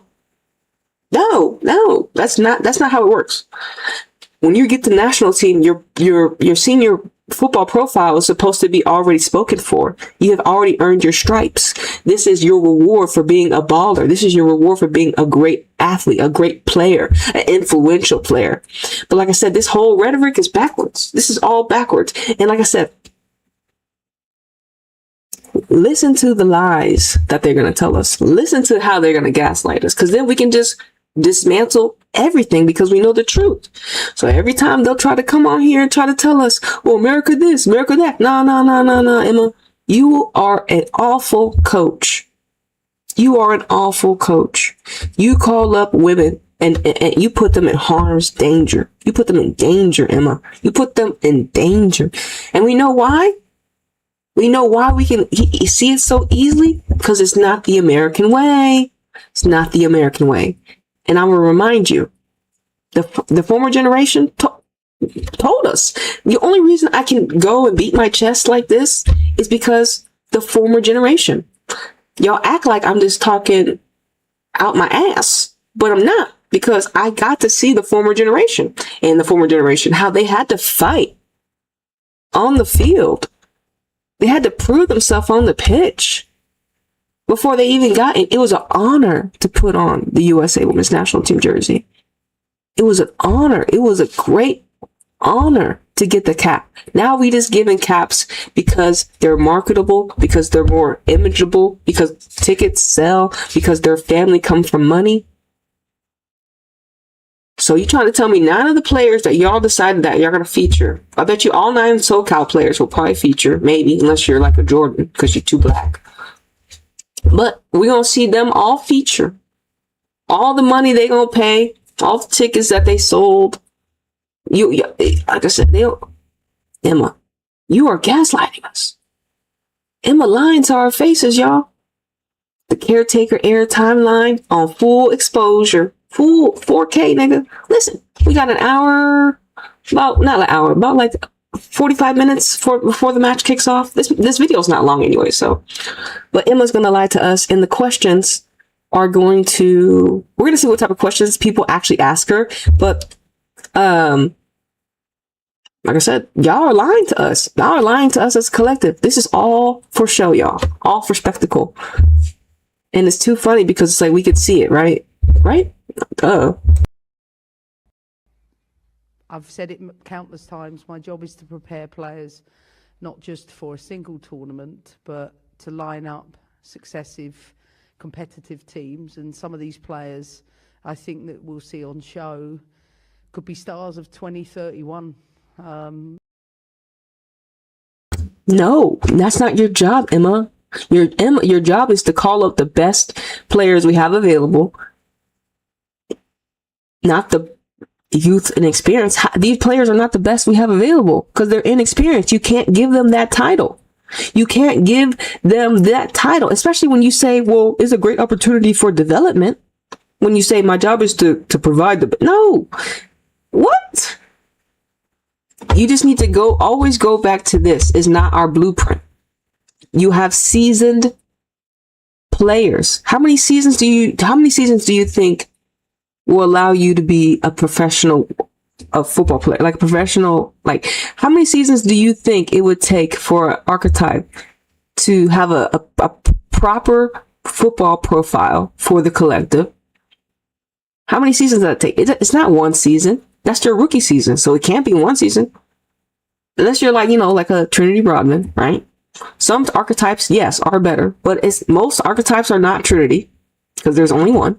So when you're not the exception, maybe it's not going to take your second season. Okay. Third season, we can start to think about it. After your fourth season, it's like, all right, look, man, I've been here for a while now. That third to fourth season, that's when you're supposed to be making that junior year going into senior year type, if you're looking at that type of way. But it's just like professionally, the first and second season, you're just becoming, used to like your new life. Your third season, now I got this shit, especially if you're an influential archetype, especially if you get to play domestically a lot. And then it's like I said, and then your fourth season, you're like, yo, I've been that girl, man. Did you see me? You been seeing me, man. 1, 2, 3, 4 seasons. I've been that woman. You know what I'm saying? Not the first 2 seasons, and that's a lot of our ladies. I know for sure Avery Patterson, this is her second season. But she got obviously she got hurt. But Avery, this is her second season. That ain't senior national team worthy. And then she don't even play in the position that she played in high school. They have her as a fullback, so she don't even get to, like I said, she still don't get even to express herself in the proper position.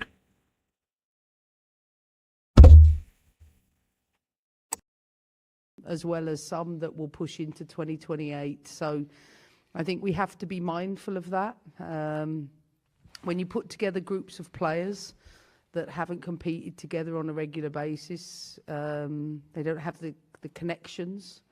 So I think I've said this all week. Sometimes I think it will look clunky. I think there might be moments that they're so keen to prove because there's limited opportunities. But I'll say the same to you as I've said to the players, which is just have a great time representing our crest. Keep applying everything. Just have a great time representing our crest. This is what she's telling the national team. It's outright scandalous. It's outright ludicrous language. It is outright disrespectful. Just have a great time playing with the crest. This is who y'all decided to have, y'all. This is who y'all decided to listen to. This is who the collective is going to eat up. This is who we believe can help us win a World Cup. Other coach, like I'm telling you, I'm putting, like I said, because I'm amplifying, obviously, the stupid rhetoric the Caretaker is giving, aka Emma Hayes. Other national teams are probably like, Anita, thank you. And I know other national teams are looking. They're like, Anita, man, that's why it's like so funny to actually start to listen to the coaches and their rhetoric and how they're telling us about things, because you're like, I would never tell this to the media. I would never say this type of shit. I would never tell you this as a senior national team. But like I said, she's a foreigner. Does she not know how she sounds? She's a foreigner. She's not from America. She's a foreigner. She does not know that this rhetoric actually sounds stupid.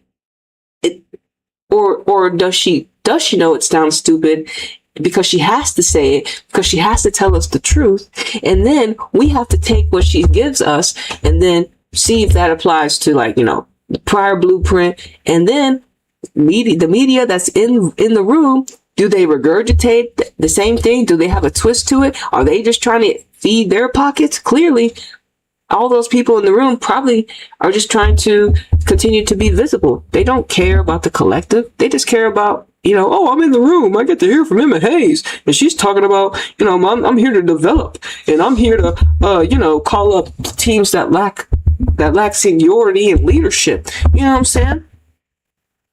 Some of the players, she called Lily Johannes a world-class prospect. Fuck around here. Lily been professional since she's been like 15. Can somebody else, how many of those women can actually say that you called up? Dude, okay? How many girls, women, I guess young women, Lily is a young woman, but she's been professional since she's been like 16, 15, and I believe she's like 18, 19 now. But Emma Hayes called her a world-class prospect. Obviously, we couldn't get Lily here because of whatever they said, rules, or the players can't come because they're playing, whatever.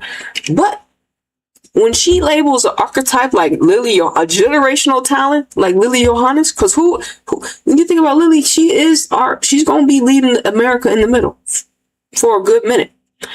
She called her a prospect. This foreigner called her a prospect. And then you call up these players that don't even damn, like, is there a Lily Johannes in America that's 18 right now that Emma Hayes called up? No, there's not a player that on the roster right now that Emma Hayes called up that has been professional since they've been 16 like Lily. There's not one. But she called her a world-class prospect. So when you see and you start to see the words and the language that they're using, because the word is the law, y'all. The words are the spells.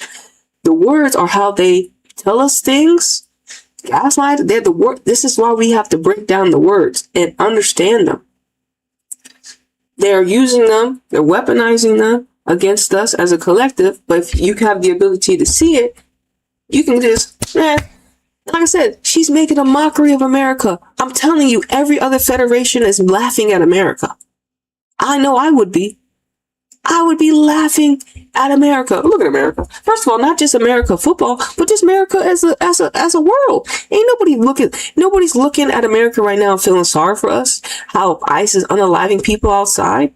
No one's feeling sorry for America. They're probably like, man, it's about time America gets what they get. Especially in women's football, ain't nobody trying to see us be the best.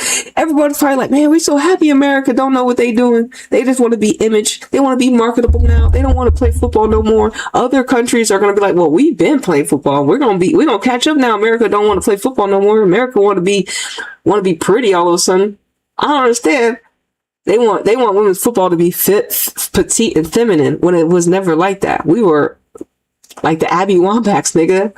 Like the fucking Christine. Well, like I said, we still have very attractive women's national team players that actually won too. You know what I'm saying? It's not like all our women didn't look attractive. A lot of our women did look attractive.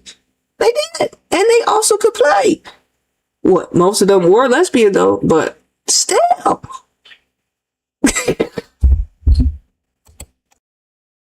We're asking you to do, and do it knowing that mistakes are all part of what will get you to the next steps. So from that perspective, I expect all of those things, as well as the opportunity to see which players shine that can really, really push into the core group.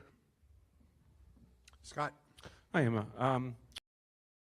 All right, two men back to back asking questions to Emma about our women's national team that are very young.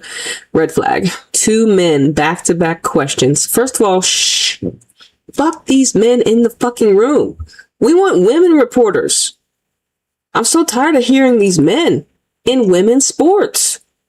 Fuck out of here. Nobody invited you. Go talk to the boys. I don't know why they're here. Two questions, both men. Fuck you niggas. We don't want to listen to y'all. We don't want to hear y'all's question. Y'all don't benefit women. Women's sports. Women. You come from us. Don't ever forget it. But two questions from men back to back, so it's all bullshit. Here we go. Wondering, over these two games, how you're looking to use your roster. Is the idea that everybody is going to get a certain amount of time on the field? Yeah. And also in defense, and especially in central defense, what are the things that you are looking for that you want to see from the players? Like, yeah, bro, what do you want to see from the players? Because they're all youth and inexperienced. Well, instead of talking about the proven archetypes that she should have called up, so, what about if you call up Alana Cook? You call up Alana Cook and maybe like, who's another great center back that's, there's not many, right? Obviously. Okay, so if Naomi was here and Alana Cook got called up, who was another center back? Okay, let's give Haley Mace an opportunity. Okay, who's another fullback? If Emily Fox was here or Jenna was here. Okay, so what do you want to see from these archetypes? Like I said, you see how I can call these players out? Like, okay, we know Jenna.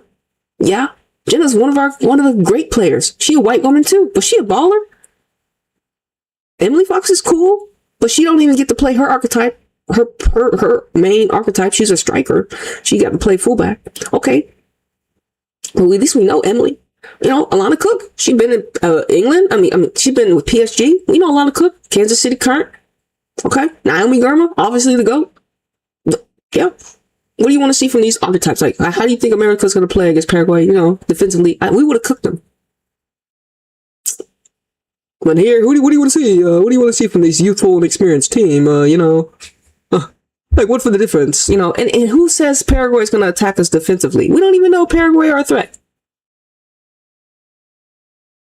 I hope that they're competitive, but they've only played them twice and they cooked them. 8-0, 9-0. Y'all only played Paraguay twice in your whole existence. That's a red flag. It's a red flag because it's safe. Because y'all are trying to be safe.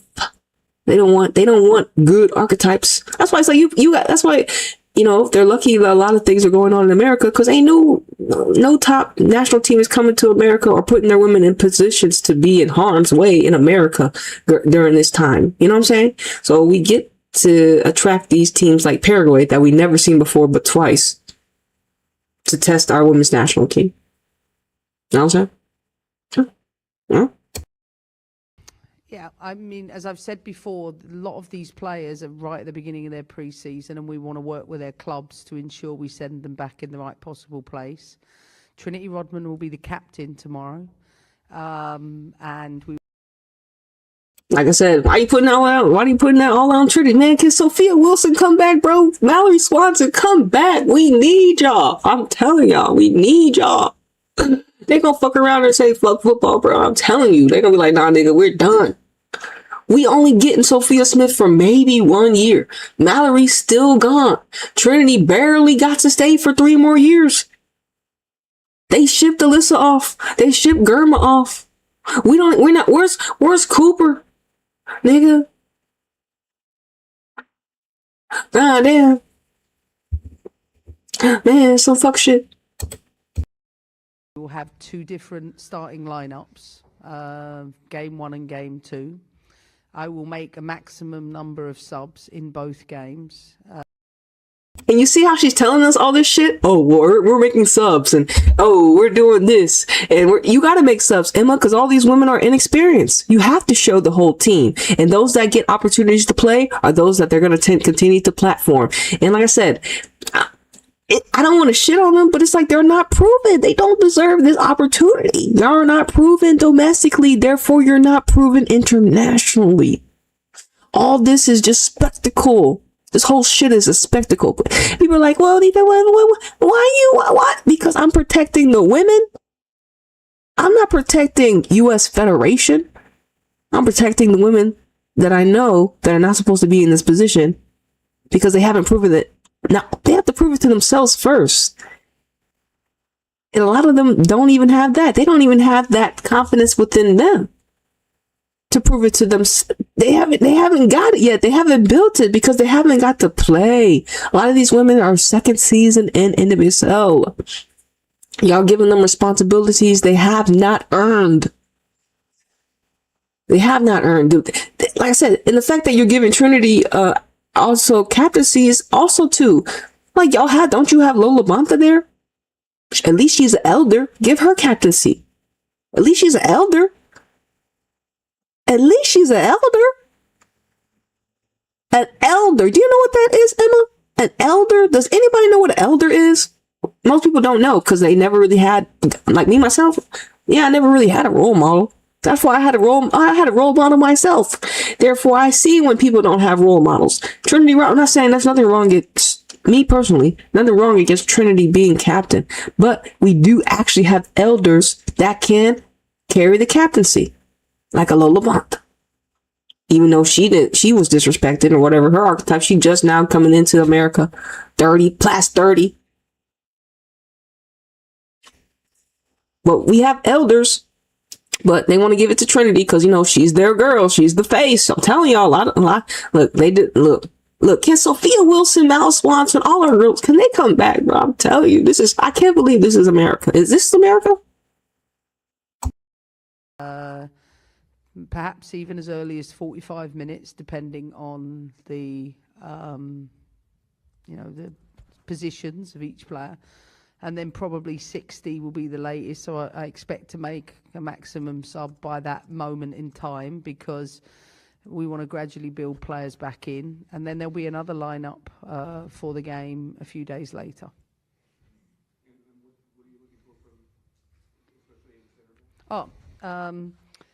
I think Jordan Bugg's absent today, so she's. Well, there you go. Jordan Bug, you like one of the dark-skinned girls. She's absent. Not surprised. Why is the first player we hear from Emma from one of the dark players? Jordan Bug. She's not Baby Thompson, but she is a dark player. Jordan Bugs is a dark, like a little light-skinned girl. So the first player y'all say she ain't gonna be available? Wow, she a dark girl. Wow, I'm not surprised, Emma. Oh, she's already been talking shit about Jordan. Stop talking shit about Jordan. She's a youthful, inexperienced woman you call up to put her under the microscope to talk shit about her? Emma? Yeah. Talking shit about Jordan Bug. That's what they doing. Dismantling the confidence of our young women. How they talk about it. Like I told you, she called Lily Johannes a world-class prospect, nigga. Fuck around here, nigga. Trying to dismantle the confidence of our young women when they shouldn't be here. Stop giving them opportunities that they haven't earned. That's how you hurt confidence. And that's why I have to come on the platform and remind these women. Look, I know a lot of people are going to say a lot of shit about y'all, but y'all were never supposed to be in this position in the first place. Your coach set you up for failure. You ever been set up for failure? Emma is a perfect example of setting her players up for failure and then getting on the media and talking shit. So Jordan Bug's not going to be available. You a darkie. You're not going to be involved.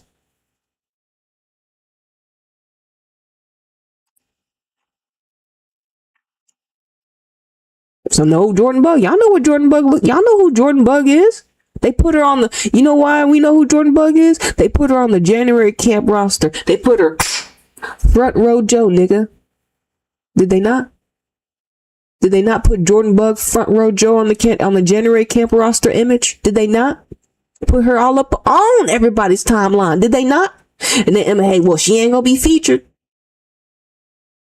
Why don't you put somebody else on the cover, nigga? Put one of y'all images. Nah, it's gonna be the dark one. Yeah, y'all know who Jordan Bug is. Don't act like y'all don't know who the fuck she is. Dismantling our confidence in our women, our young women. Y'all, I'm gonna tell y'all, what? They don't fuck with women, bro. I'm telling you, they want to put women in harm's way. And I will not allow it. Not on my watch, nigga. Not on my watch, nigga. Over my dead body. Type shit ass nigga. Fuck around here. Had a little bit of a cold, so she was originally scheduled to play for game 1, but she's now going to be in game 2. And remember, why do you think she's getting sick, nigga? She probably scared, nigga. Why you think some of our players are getting sick, nigga? I'm not ready, nigga. I wasn't even supposed to be called up. Y'all putting a lot of pressure on her. Jordan over here getting sick because y'all putting pressure on the youngin. Jordan didn't expect this already so early in her youthful career. She probably like, Emma, I'm not ready yet, nigga. Why you calling me up? Well, because we want to put you on the spot. Are you ready? No. I'm like 21 or 22. It's like my second season professional. I'm not ready to be a senior national. Fuck around here. Oh, she got sick. I would be too. I would be sick to my stomach too, Jordan. And honestly, like I said, God could be protecting her. Because Anita here protecting her. That's for sure. Y'all know who the fuck Jordan Bug is, nigga. But I'm looking for them. Some of our core themes this week is making sure in our build-up, we're making the right decisions. So making,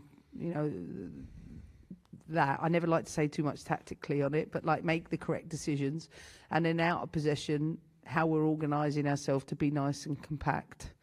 I think they're probably the two key things that we're looking for from those. And I've made it clear to the players too. I think Naomi Girma, Emily Sonnet, they're the most experienced players in here. Behind that, and yes. Shout out to Naomi Girma. And Emily Sonic is mediocre. She's lucky she has a platform because she's not good at all. We don't have Tiana Davidson back with us. Tiana Davidson is mediocre. She's lucky to have a platform as well. Y'all, that's those are Tiana Davidson, Emily Sonnet, mediocre white women. Y'all lucky y'all have platforms. Y'all lucky because y'all are not even good.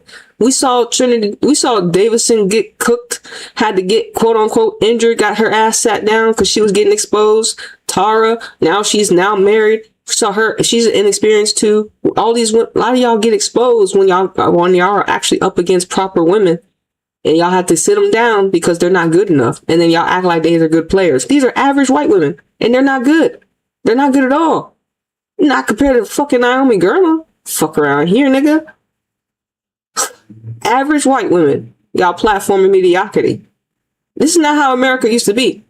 Tara Davidson, Emily Sonnet, nowhere compared to Christine Rapound, Becky Sauerbrunn, Rachel Bueller. Who else did we have? Fucking Kelly O'Hara was actually proper. You know what I'm saying? Even though I don't fuck with her either.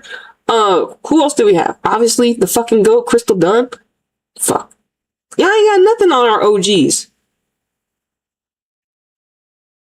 Y'all ain't got nothing on our OGs.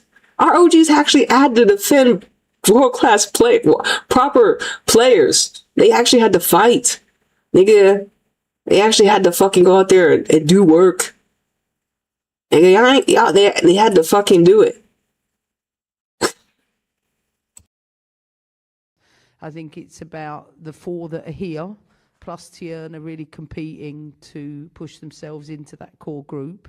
And so all I ask is that just one step, like from the last time you're with us, that you keep adding the things that we require within our game model are the most important messages. But these have all been outlined to the players in my individual meetings with them this week. Hi Emma, thank you for taking the time today. Trinity has earned one cap since winning Olympic gold, yet she's the most cap player on the roster. How has her veteran presence impacted the more inexperienced players during camp, and have there been other players who have sort of taken on a more natural leadership role? Yeah. And mind you, did you hear what she said? Trinity Rodman is the most capped, but she only played one match last year. And she's captain today. Only one cap since she helped win the World Cup. But she's captain today. She ain't even been with the collective, and y'all want her to be a leader. So much. I'm telling you, what the hell? So we got a player that only got to play one match last year with the team. Won the World Cup, obviously, with the Triple Espresso. World Cup. Won the Olympics. Only played one match last year, but she's going to be the captain.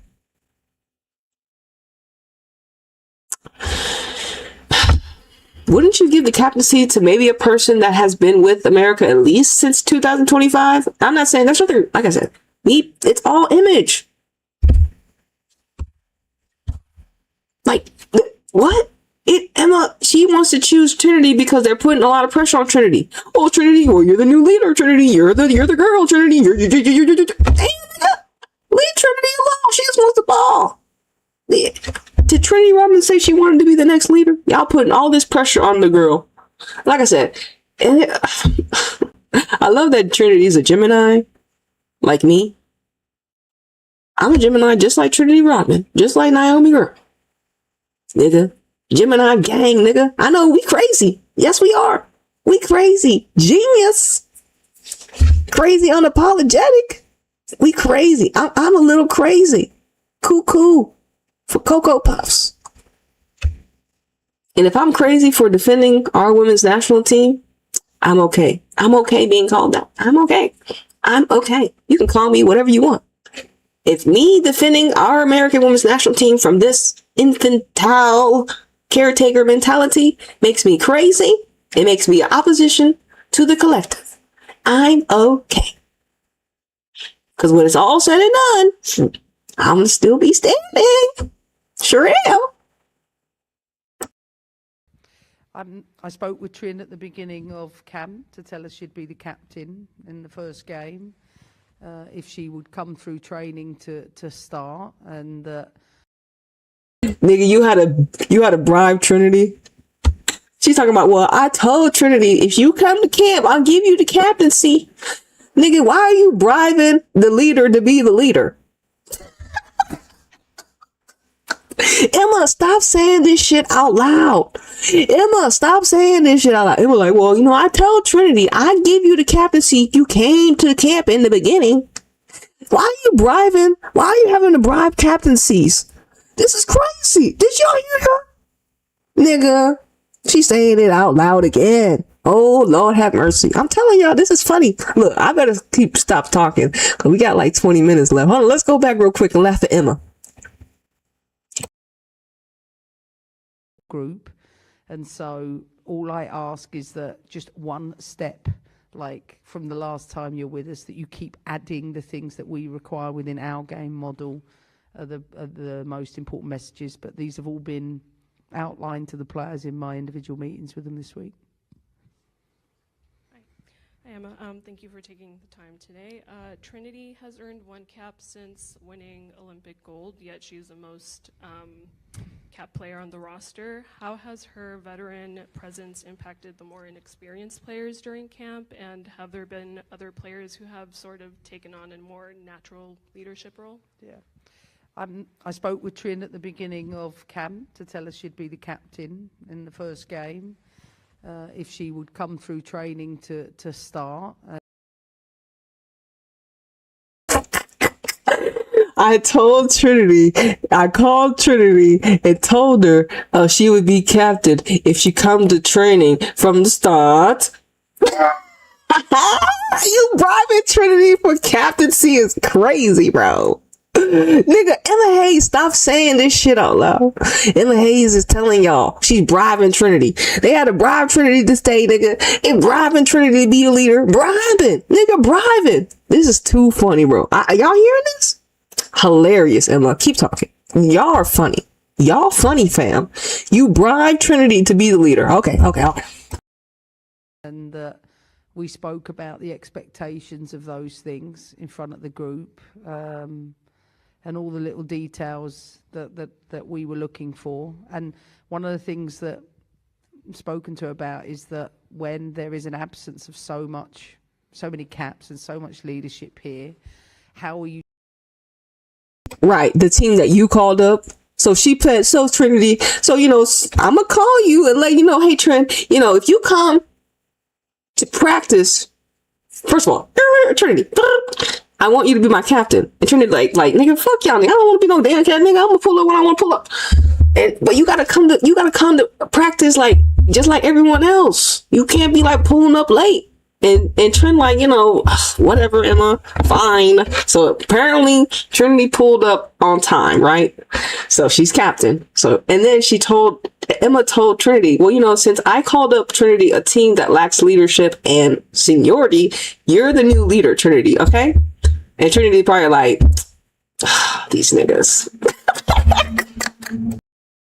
Transferring those values and those customs a little bit around our culture so that everybody... First of all, this is not our culture. This is the Caretaker timeline culture. This is the culture where y'all just platform anybody. I'm sorry, not anybody. White tea women. Y'all platform white women and give them platforms because they come from money. I think that's what it is. They're platforming women that come from money. A lot of these women that are with the national team come from money. That doesn't mean you can play football. You can have look at Corbin Albert. She probably come from money. That girl got with PSG and with Michelle Kang Leon. Yeah, she can't play a lick of football proper.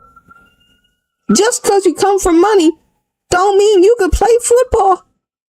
Because money doesn't make you a good football player. It helps you get better. But sometimes it's just in you. That archetype, that dog in you just being better than the next hoe or bitch. I'm sorry, I shouldn't say that. Being better than the next athlete next to you A lot of that doesn't come from money. It's an innate quality. It's an expression of your gifts and talents. Money can't buy talent. Well, money can buy talent for clubs, but you know what the fuck I'm saying. Fuck. You can't pull you can't pull out talent from non-talented people. All you can do is mask and and gaslight the collective like, oh, yeah, she's world class. Yeah, she's world class. No, nigga, what? The best player on the team is probably going to be Trinity Rodman. Everyone else is going to be lesser than her, obviously. We can steer everybody in the direction that we want. I've also had the same conversation with Claire Hutton. I've had the same conversation with Emily Sams.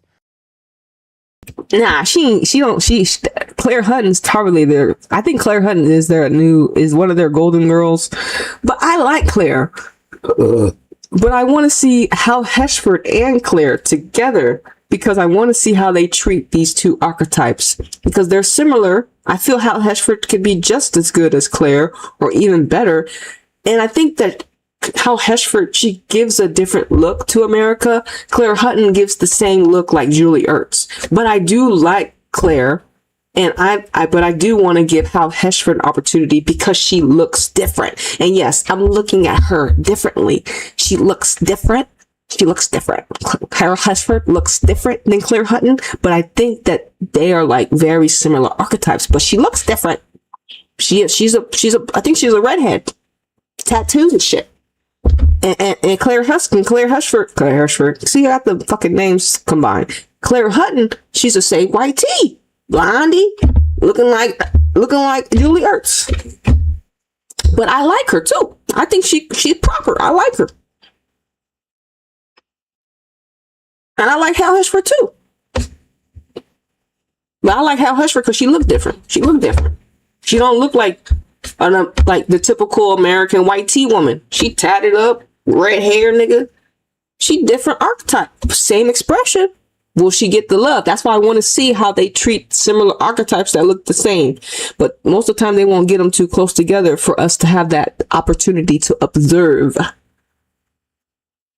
Cause, it's all about, they like the Hal Heshford. I'm sorry. They like the Claire Hutton archetypes. They do. That's the image. She that girl. That's the image they trying to. I don't know who they trying to sell Claire Hutton to. Who is Claire Hutton's audience? Because I know it ain't me. I don't look at white women like that. It ain't me. Who look at white women like Claire Hutton? Exactly.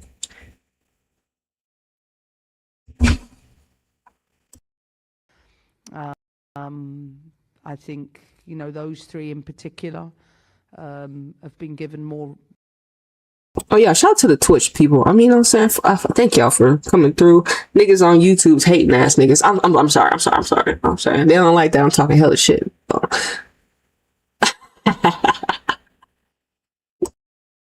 Leadership responsibilities by me this week. Yeah, I think they're probably the key ones. Sandra down the end here.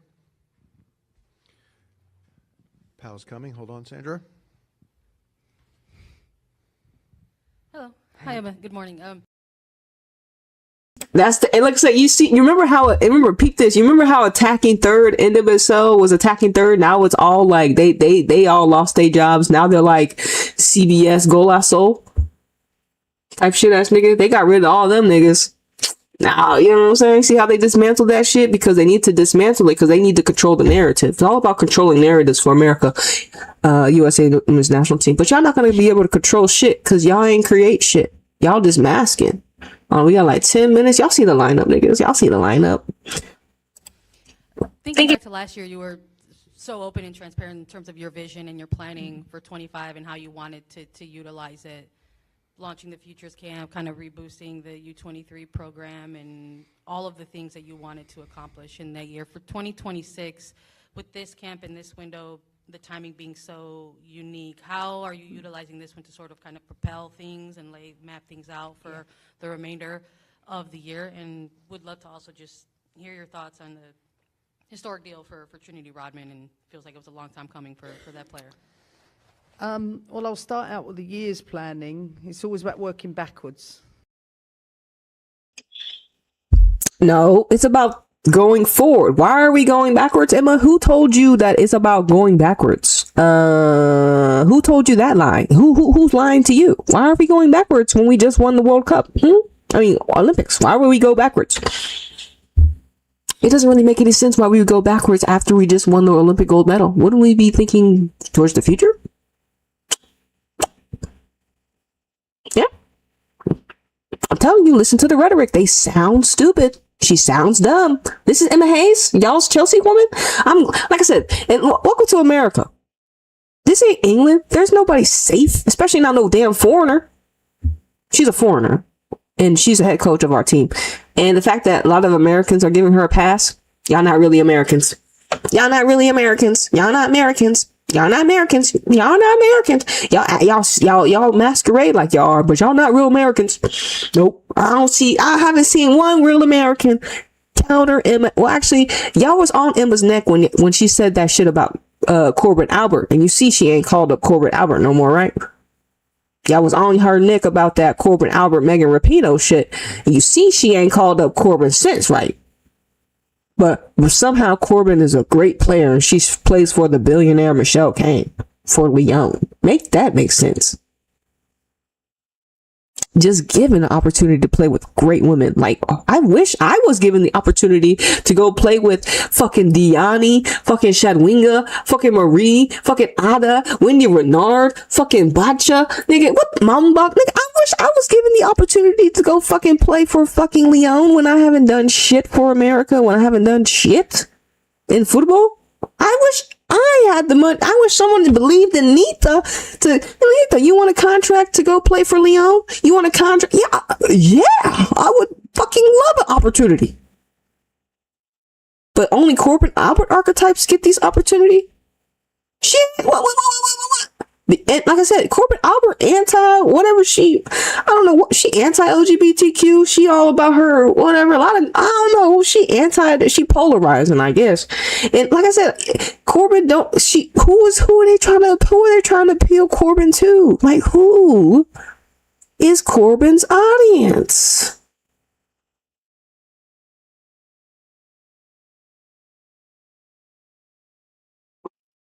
And like I said, these are young women. These are young women. Young women. Trinity is 23. These are young women. See, America is full of predators, obviously. Don't you know that? Predators. Yes. And women can be predators too. Emma Hayes want to be around young national team members. But we don't think that's weird? We don't think that's weird? How is it that Emma was around grown women in England, but all of a sudden when she gets to America, she want to be around our young girls? Huh? Why is it that when Emma Hayes was in England, she was around grown women, and all of a sudden she come to America, she want to be around our young women? She want to be around the youngins. Why you don't like the elder woman in America? Because the elder woman in America been through some shit. See, Emma is not about that life. She's not about that life. She was safe in England around elder women. But when it comes to America and a foreign land, she can't call up independent thinking women. The American woman is a threat to Emma Hayes. That's why she's got to attack young women and call Lily Johannes a world-class prospect. And tell Jordan Bug that she may not be ready. And tell Emily Sams that she may need to wait. Nigga, tell that to a grown woman, Emma. Fuck around here. Nah, but she'll tell it to a young, inexperienced woman, and no one's gonna fight for our women. Anita will. I'll say something, Emma. You say that to a grown woman face. Oh, wait. You not about that life, Emma. You not about that life. You can't talk to grown folk. You can only talk to young women. Isn't that weird? But y'all don't think that weird? Okay. Hey. So our job is to get the team in a position come World Cup qualification that we've achieved the things we've set out to do. So we've established, well, what are those things? From always a tactical perspective first, like what do we want the team to be able to master?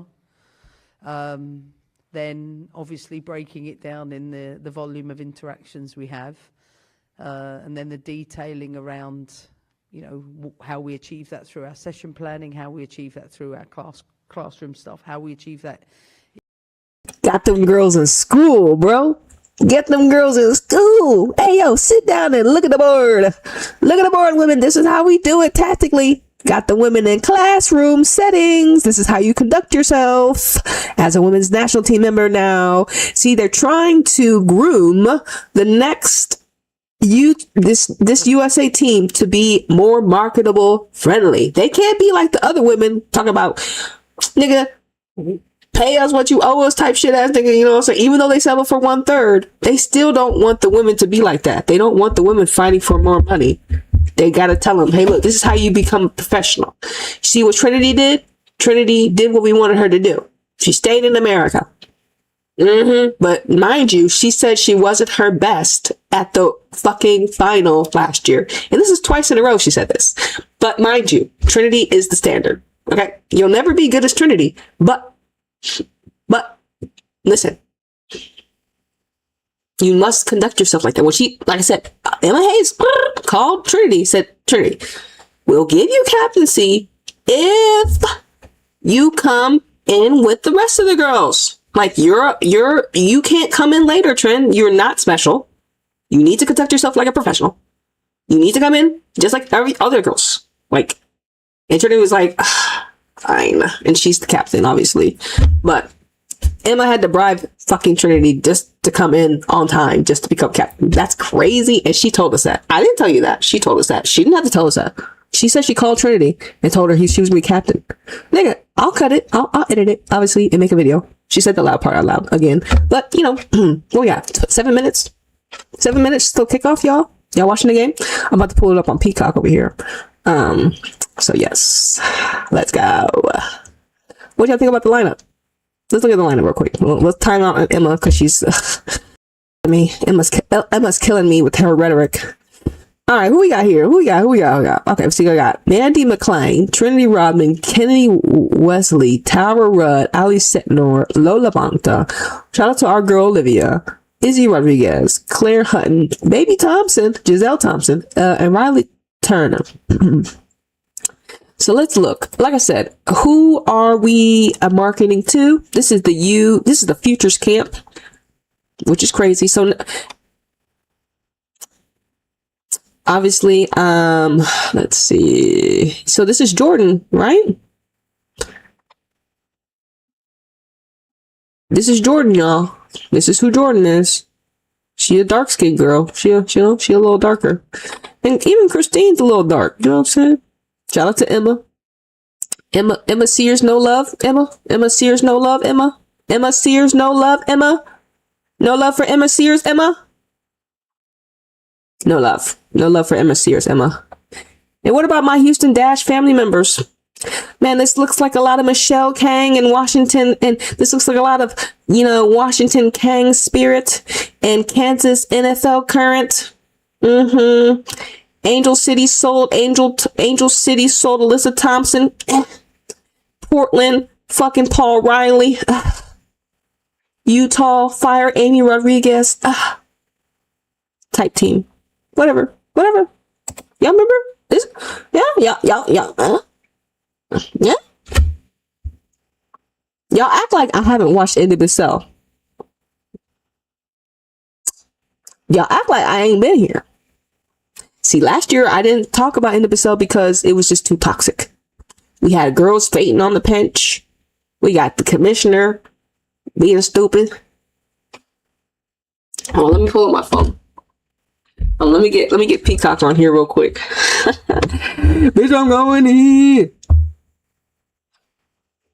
Let me see. Hold on.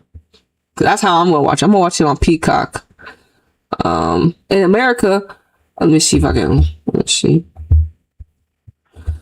This is crazy, y'all. I can't believe we have to do this. Okay, here it is. Not in Española. Let me see. Trinity. I can't believe she told us she had to bribe Trinity. That is crazy.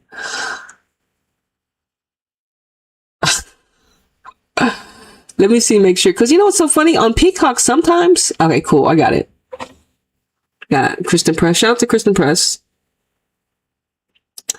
Shout out to the big Capricorn. Listen, the Capricorns have to do the job, bro. Capricorns have to... Fuck.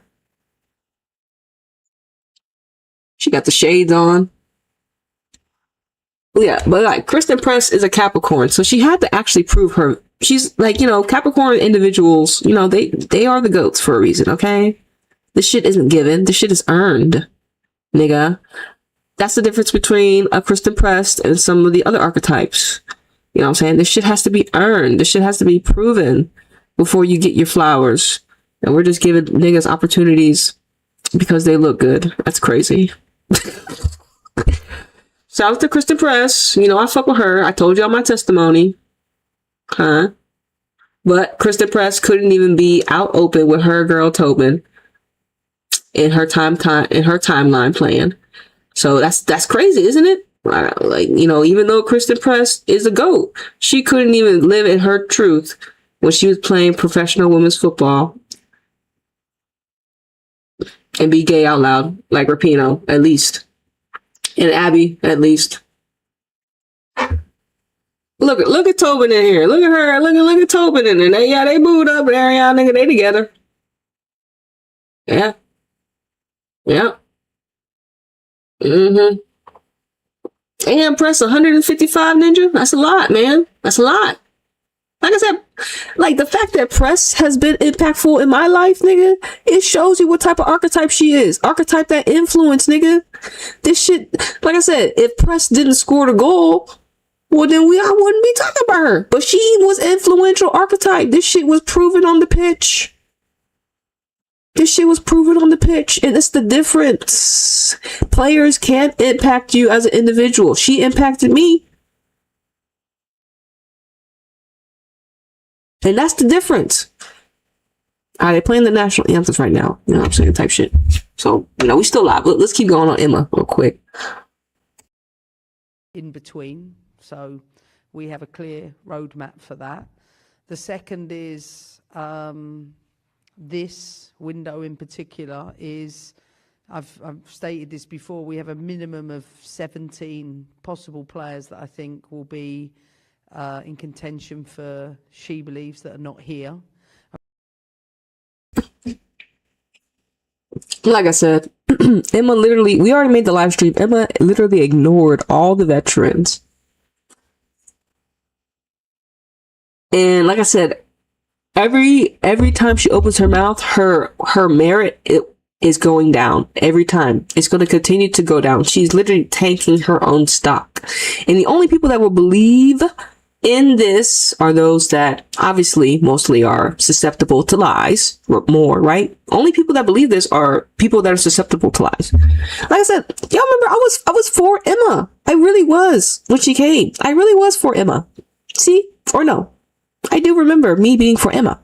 But when I started to see the rhetoric, when I started to just become more in tune with what I'm doing when it comes to this football shit, when it comes to tracking these patterns, I realized, no, this isn't our America team. And I guess we should have known a little bit, but how could we have known it was going to be a 360? I just don't think we would have known it was going to be a complete 360. Who would have known we would have gone backwards? Because like I said, because when Emma came, what happened? What was born? What happened when Emma came? Obviously, she got to wait out she got to finish in Chelsea. But before, mind you, don't forget, Emma, you was not about that life when Sam Kerr was in trouble because you were nowhere to be found. Remember, Emma Hayes fled England before Sam Kerr's whole scandal went down. Let us remind you that. Emma Hayes fled before Sam Kerr's whole scandal came about. So she fled England because she was a scaredy cat. She couldn't face the fire. So we already know she ain't built for that life. She ain't built for it. So she ran, took her tail, because she was like, what? I got a girl that said, white on the call, nigga. Type ass nigga. Emma Hayes ran, right? So Emma Hayes ran, before Sam Kerr's whole shit came about. And then she ran to young women. Michelle Kane gave Emma Hayes and USA Soccer 50 million. And then Emma Hayes calls up young women. So you're giving money from a billionaire and you call up young women. Isn't that weird, yo?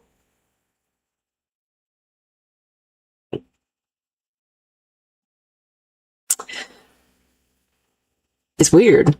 Obviously, the ladies are going to get older as long, by 2020, by the World Cup in 2031, if she's still here. Oh my God, hopefully Emma doesn't stay that long. But I think that she's going to be given the opportunity to stay that long. It's quite frankly disgusting. So she's going to have like a long time to groom our young women, right? In her principles and virtues, which are foreign because she's a European from England. Then.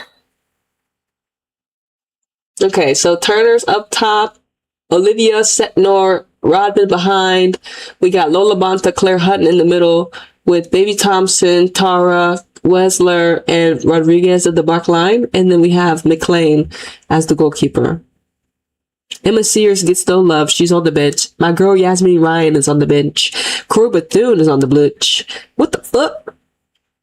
Right? Yeah. Man, so we don't even get Yasmin Ryan up top? Yasmin Ryan is a forward. Olivia player in the midfield. Damn, Emma. Fuck. Trinity, what did Emma say when you answered the phone? She said, Nita, I gotta come in on time. Like I said, Trinity's a Gemini. I'm a Gemini too. We have telekinesis. Let me see.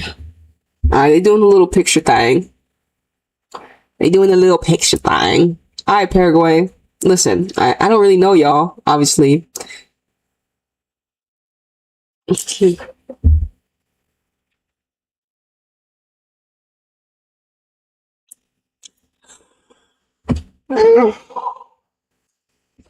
Paraguay's lineup. Hey, yeah, we gonna watch this game. I'm gonna watch it. Okay, let's listen a little bit more from Emma. We almost done. We got like. Okay, so which 6 to 8 players are now competing from this group to join that? Beyond some of them that I think that were part of that 17, 18. So I think it gives us a chance to actually really look which ones are much closer to competing with the team in preparation for qualifications and which ones are not, and lay out their individual development roadmaps. Yeah, lay out their individual development roadmaps. First of all, they're already supposed to be developed. Isn't this our senior national team? I wonder if Paraguay... See, and that's the thing. Paraguay may have to call up players like America because maybe they don't really have a domestic league. But for her to say this about America when we have 2 domestic leagues, it's gaslighting. It's not normal. First of all, so we got what's her name? Riley Turner. She's number 25. They just kicked off. All right, let me put the other thing on the board real quick. Obviously, we'll come back to Emma Hayes and her flunkness, but I want to hold on. The deal is done, nigga. And also, I have Spanish commentary too. I forgot that. Yeah, don't look. Peacock got Spanish commentary. That's what's up. So I don't have to listen to the brainwashing of the English. That's what I'm talking about. Okay, I want to give y'all. I want to show something. Hold on. Yeah. So let's see how Paraguay do. Will they be of any threat to America? Really though. They're 46 in the nation, but I mean, we've only seen them twice. And do you know any Paraguay superstars? No. I know Washington just signed one, but that's just one. So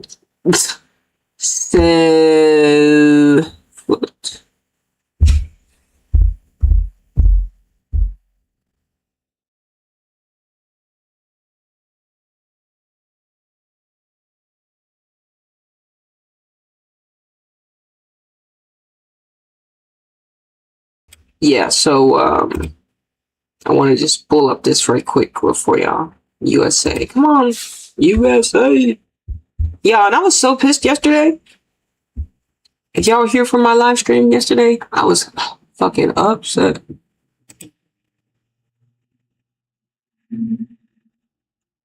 Well, the match has already started. Okay, let me just pull up over here real quick. Let me pull up over here real quick. Yeah. Alright. Alright, bet. Now, I'm at a minute and 50 seconds here. So, obviously, they're going to be late, which is kind of good because we want it to be a little bit delayed so we're not spoiled, right? But this is how America's lining up. They didn't really say, I think they put Olivia. It's actually Turner is up top by herself. That's what they said. And then they put everybody else. What was that? Side netting? Who was that? Baby Thompson? Yeah. And then that's another thing. It's like we didn't even get to see the sisters really play together, like Alyssa Thompson and Giselle Thompson. Like the fuck, Angel City, y'all some sucker ass niggas for doing that. Like Angel City literally sold Alyssa Thompson to Chelsea. Like fuck, why would y'all even do that? All right, we got a corner for America. Who is this? I think this is Izzy Rodriguez taking the corner.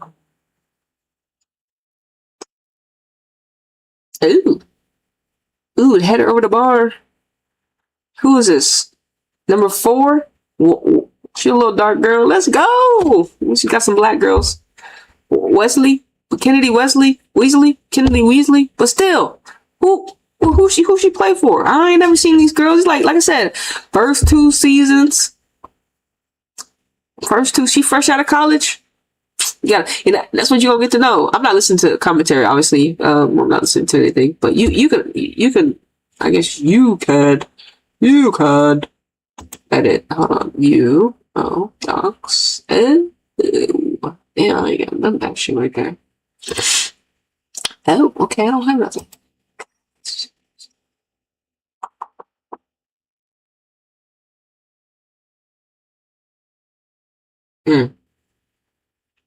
Yeah, because this one we had to look at this one. All state.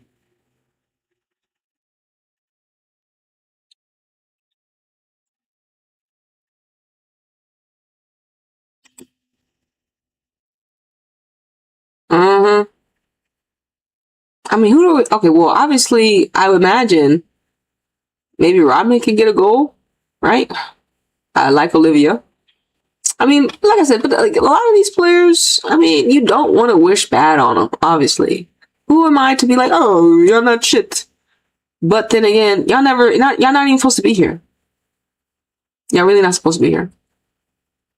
Yeah, really not. Really not.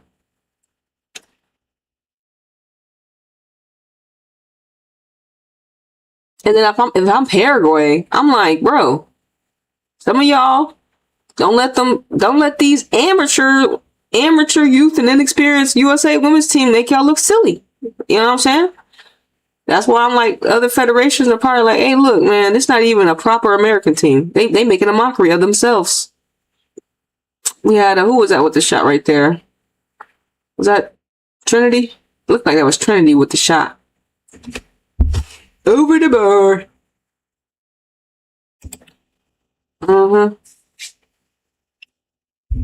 Let me see what Emma had to say real quick.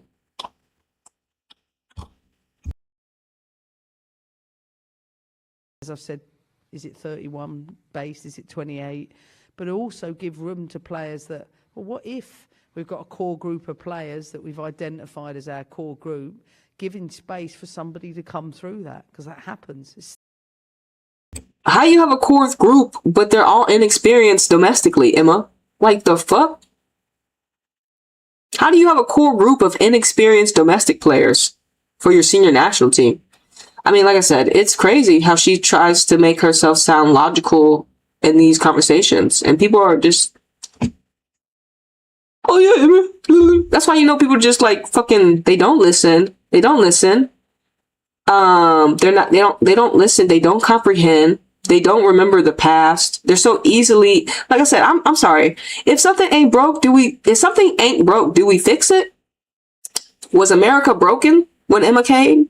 No, we won a gold medal. So why all of a sudden we changing shit? If it ain't broke, don't fix it. So why all of a sudden they're trying to fix America? Like, is that not a saying? Like, now we're just, we're going to break what we usually been doing. We're just going to call up, unproven domestic players and give them an opportunity to perform.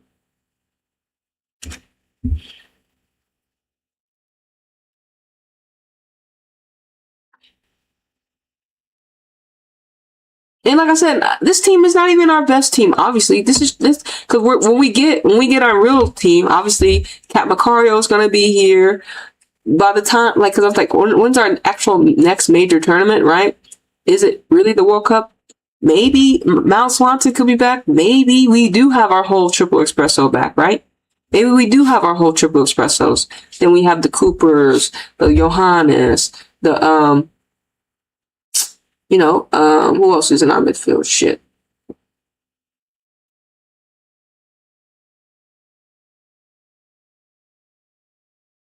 So it's like even when the World Cup comes, this whole team may not even be like this. We know this whole team is not going to be like obviously going to help us win the World Cup because Riley Turner, is that her name? Turner with a good look. Getting taken down in the box. I don't know about that. So we got Baby Thompson out. Yeah. That was close. Dang. Where's the... I gotta see a little bit happen before that. All right, we got Paraguay player down real quick. They down on the count. Riso, hold on. So let's continue, Emma. Still, X amount of months. There's probably 519 days until a World Cup. So, damn, she gonna be with us for the World Cup? Fuck. We gotta have to hear. We're gonna have to listen. If we make it to the World Cup, bro, I'm telling you, they unaliving people outside. That's if we make it there. We may have a shutdown. They may boycott. We may not even be at the World. Wait, I'm telling you, the World Cup is not just. They say they planned it in the future, but we may not make it. We may not even get it. They may shut the whole world down. Okay, they may do it. They did it before. We may be all outside protesting for our lives by that time. Okay, so Emma talking about. That's what I'm saying. If these are our last days, can we get a proper national team? Goddamn. And that's why it makes me mad. It's like, damn, not Trinity. And that's what makes me mad too. Mallory Swanson and Sophia Smith brought children into this chaotic world right now. When we know they didn't need to. We know that was all agenda based. They gotta raise children right now in these chaotic times. NWSL's like, yeah, we want our league, we want moms to be able to come, moms. No, why would you bring children into this chaotic world we live in America? You see the agendas? Why would we bring children into this chaotic world? In this chaotic world. See, y'all don't like children. Y'all don't want to hear the truth. Y'all don't want to hear the truth. You do not. Y'all don't want to hear it. Why would we bring children into this world that can't even feed them? People are being unalived. This world is too chaotic for young children right now, is it not? But y'all like, no, Nika, no, children, no, that's capitalism talking. I'm telling you, y'all act like we gonna make it to the World Cup. We better hope. We better think. That's a long time, Emma. And then, like I said, bro, they out here trying to make women they trying to make women, obviously white women, get pregnant more because they feel like their race is dying. Obviously, but hold on, shit, almost got caught up in the back line. Yeah. Like I said, that's why, like I said, a lot of people, I realize, obviously, a lot of people do not like real niggas because they're fake niggas, right? Or they just They've never been around a real person before. A person that has the ability to actually see what's going on in the world. A lot of people are not around people like me. Obviously, I'm a rarity. I'm a gem in the matrix. I'm a glitch in the matrix. Y'all need to understand that. I'm a glitch.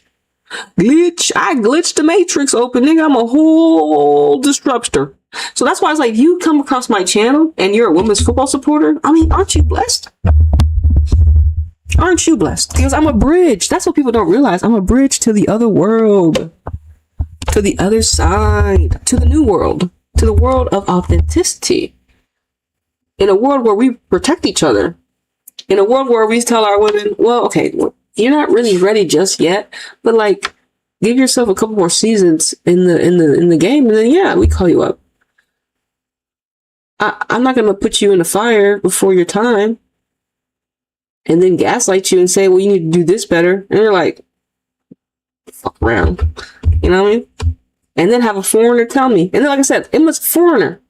I'm not gonna have her come over here in my country, and try to tell me, oh, well, you know, we're going backwards. Oh yeah, we're here to develop. Yeah. And when we never done that as America, she's a foreigner. And I'll name her as that. A foreigner trying to tell us how to get things done as an American. Fuck around here. With that in mind, we've got to give ample opportunity for any player outside of here to hear the message from me that, listen, this is not set. We know it's set, Emma. We know it's set. Stop lying. You ignored all the veterans. We know it's set. And especially if you're over 25, nigga, you ain't getting looked at. Emma says, nah, we can't do elder women. We can only do young women because we need to groom them and how to be professionals. Because they're not professionals yet. We have to groom them to be professionals. Because they're not professionals yet. Because we're weird like that. Y'all so weird. You're obsessed with young women. And how young women conduct themselves. Visible young women. Y'all so freaking obsessed with young women. You're predators. Yeah, predators. Emma is a predator. Calling up young women. Because we know she knows what elder women look like. Did we not? How long she with Chelsea? She's like one of the longest tenured coaches with Chelsea for a long time. So we know she's been around elder women of her same caliber. But like I said, she's afraid because she's in a new world in America, and the only women she feels safe around are young women. Weird. Wouldn't you feel more safer around people, your peers, like elders? Wouldn't you feel safer because they can give you game? Why would you feel more safer around young women? So weird. She's talking about, I'm like a mom. Ew, they have moms. Bitch, you're a football coach. Why are you trying to be their mama? I'm telling y'all foreigners got some weird tendencies. And like I said, it also, Emma's coming over here wanting to sign up, call up all these young women. Also continues to show America has predatory ways on young women. And America has been preying on young women since its inception. Like, can y'all believe that shit? Like how certain countries, like, child marriage is legal? Like, that's kind of scary, y'all. Like, they're marrying young women. Like, 13, 14. Like, what the fuck? But y'all don't want to talk about that shit. Y'all don't want to hear the truth. Y'all don't want to talk about that shit. Y'all want to say, oh, America, give them up. Nah, nigga, that's weird. I can't give constructive criticism too hard because I may hurt them. That's why I tell them they're not even supposed to be here. And that's not me hurting them. That's just me giving them the truth. I'd rather tell them the truth than lie to them like Emma Hayes.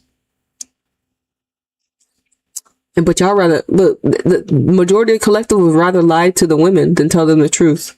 And that's sad. But because they're lying to women. They're not lying to these. Well, they're coddling the boys. Obviously, American men ain't one shit, so we ain't worried about them niggas. But the women, man, we been winning. Fuck around here. We been winners. Women been winners. We've been winners. And all of a sudden, we just gonna run away from our blueprint. Fuck around here. So disrespectful. It's disrespectful to the football. Especially because we have 2 leagues now. It's like, what the hell? Like, damn. Like, that's why the other federations are laughing at America. I swear they are. They laughing at us. Because I'm the one calling it out. They're like, man, even your own American supporters are laughing at y'all niggas. And y'all probably like, well, Anita doesn't represent all of us. But Anita doesn't have to represent all of y'all if she's telling the truth. Exactly. Because what? We all know the senior national team is supposed to be for our senior domestic or international players. Our senior team is supposed to be full of seasoned. Our senior national team is supposed to be full of seasoned archetypes. Players that have played at least 3 or 4 seasons and have proven themselves to be the best in their position. None of these players have proven to be the best in their position. And we have players in the NWSL that are available that they could have gave. Oh, well, we give fresh faces but it's our elder fresh faces. Like Emma Hayes could have called up fresh faces for elders, similar to Lola Bonta. Because Lola Bonta barely got like 15 caps, but at least she's an elder. I'd rather have more of hers than these younger players because there's too many young ones. And that's where it gets grossly insane. The fact that there's too many. There's too many. And then when we hear the rhetoric, it's very, very weird. Very, very predatory.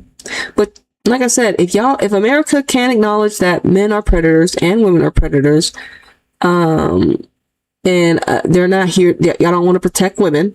If America can't admit that they don't want to protect women, they want women to be subservient and submissive and all these things that they think that women are, even though we are the creators of everything, especially black women, the creators of everything, creators of life. Yes, I said it. If America doesn't want to admit it, it's going to be hell in America.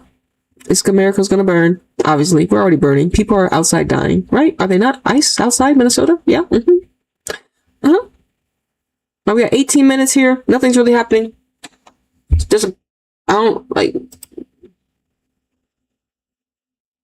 All right, cool. All right, let's listen to Emma real quick. Let's see. But we do have to push forward with a core group, which she believes will be about. And then I think I want to create as many adverse situations for the team. So quality, diverse opponents here, she believes.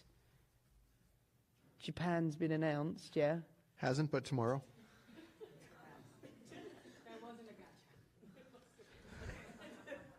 It's all right. He's coming out tomorrow. There's more details that you'll get tomorrow, so we're good. There's another great camp after that with another top-level opponent, and Bro, I hope Japan cook America. But honestly, we're going to have a different team. I imagine we'll have a different team for the She Believes because we're going to get some of the Europeaners back. You know what I'm saying? Probably get some of the Europeaners back by the time She Believes Cups come by. But Japan, look, they were, when we were watching Manchester City women versus Chelsea, niggas was trying to be in the chat talking shit about Japan currency. I'm not gonna lie, they was trying to subtly talk shit about y'all, and I thought that was funny because it's like, nigga, you really can't talk that much shit about Japan because bitch, they beat America. Fuck around here. One of the teams to actually do it, and for all the marbles, a World Cup, nigga. Not a lot of niggas can say they did that. A lot of niggas can't say we pulled up and beat America, nigga, for a World Cup. Japan can say, nigga, we did that. So niggas need to put respect on Japan and stop acting like they did that. Huh? Yeah. So I thought that was pretty funny to kind of try to see if the collective starts to change up because we were playing Chelsea, right? Just to see what type of narratives, type of rhetoric some of the people in the collective were talking about. We had the trolls talking about, well, one said that we know Japan concedes a lot of set pieces. They'd use that, some bullshit like that, whatever. But like I said, it's going to be interesting to see what we're not going to get this. We're not going to get the same team in She Believes Cup because we should have the Europeaners. But then again, don't quote me. But for the most part, we're not going to get this infantile team. I'm still going to talk my shit because she didn't have to call up this team that lacks seniority and leadership, as she said. You get the theme. So do I think we're going to be playing high-level opponents, but a year on, the demands will be greater in terms of the expectation, but more in relation to like getting closer to the game we want to play, as opposed to like just focused on results. Trin, first of all, I'm always going to celebrate milestone moments for the women's game, and I'm all about progress and investment. I've said this many times. Emma, we don't want to hear from you about Trinity Rodman. I'm not interested to hear. We heard you have to beg Trinity to come to camp on time. You bribed her with captaincy. Obviously, you probably were the main kicker for a lot of our girls to go to Chelsea. So we don't want to hear anything from a foreigner.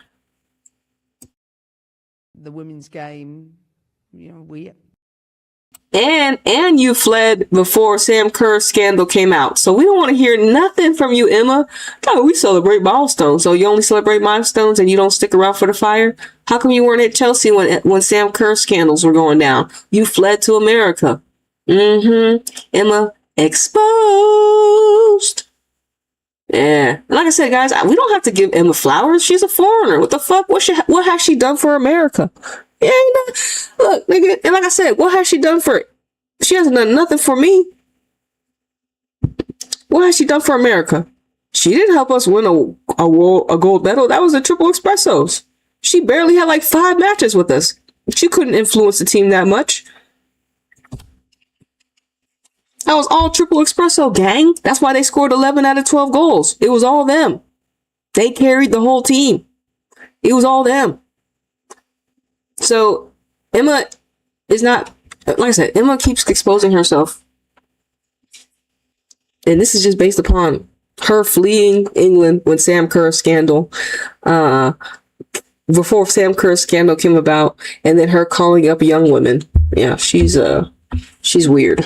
She's definitely a weird lady. Not gonna lie, she's weird. Hey, yo, I'm glad she's not from America. we haven't received the same level of equity and the access to and the resources to grow our game in the same way because many reasons. Man, get out of here, Emma. You can't talk. Oh, we haven't received the equity. Man, get out. You received $50 fucking billion. Y'all received $50 million from Michelle Kang, and Michelle Kang is the owner of Trinity Rodman, who's a billionaire. So stop talking about we haven't received anything. But y'all, Trinity is taken care of. She has a billionaire owner. Trinity Rodman is taken care of. She has a billionaire owner. A billion. And she's a woman billionaire. Ain't no man billionaire. Is a woman billionaire. So she needs to talk about we haven't received the nigga. And we're talking about Trinity Rodman. Trinity's okay. She has a billionaire owner. We haven't received. Man, get out of here, Emma. You lie. Hey, man, what's going on? Hey, look, nothing's happening right now in the game. It's a bunch of, them trying to figure out what system they playing. You know, obviously we're not going to really get a good football match because it's like Paraguay can't really challenge America the way we need America to be challenged. Because if Paraguay was a top flight team, this American team would be cooked.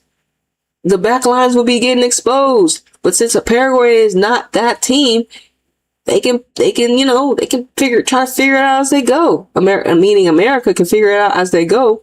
In Paraguay, they're like, we got to figure it out as we go too. Average teams, bro. It's crazy. Look how far America has fallen. So when I see a landmark moment like yesterday, of course I'm happy for Trin, but I'm happy for the whole because it means that people are investing, one, and two, that I'm always about let's keep raising the bar for that and what that looks like. I think it's a monumental achievement for NWSL. It means that it's a league that wants to retain its top talent. Nigga, stop sponsoring NWSL. We know they said no the first time, so y'all can miss me with that bullshit. We know the NWSL wants to retain top talent. Yeah, then why did they say no the first time? They only wanted to retain top talent in their way, not Trend's way, in their way. And once again, how many NWSL teams have a billionaire woman owner? I'll wait. That's what I fucking thought. Talent. You can't talk about attracting, you need to retain the top talent, and I think. And was you saying that when y'all let Alyssa Thompson and Naomi Girma go? Nah, they was too dark. I mean, like, Alyssa Thompson is not even that dark either. Naomi, yeah, she dark. But still. Was Emma Hayes even here when that happened? I think she was here around Alyssa Thompson time, right? I don't know if she was around Girma's time. But I think Girma had went over there earlier. But Alyssa Thompson for sure, for sure.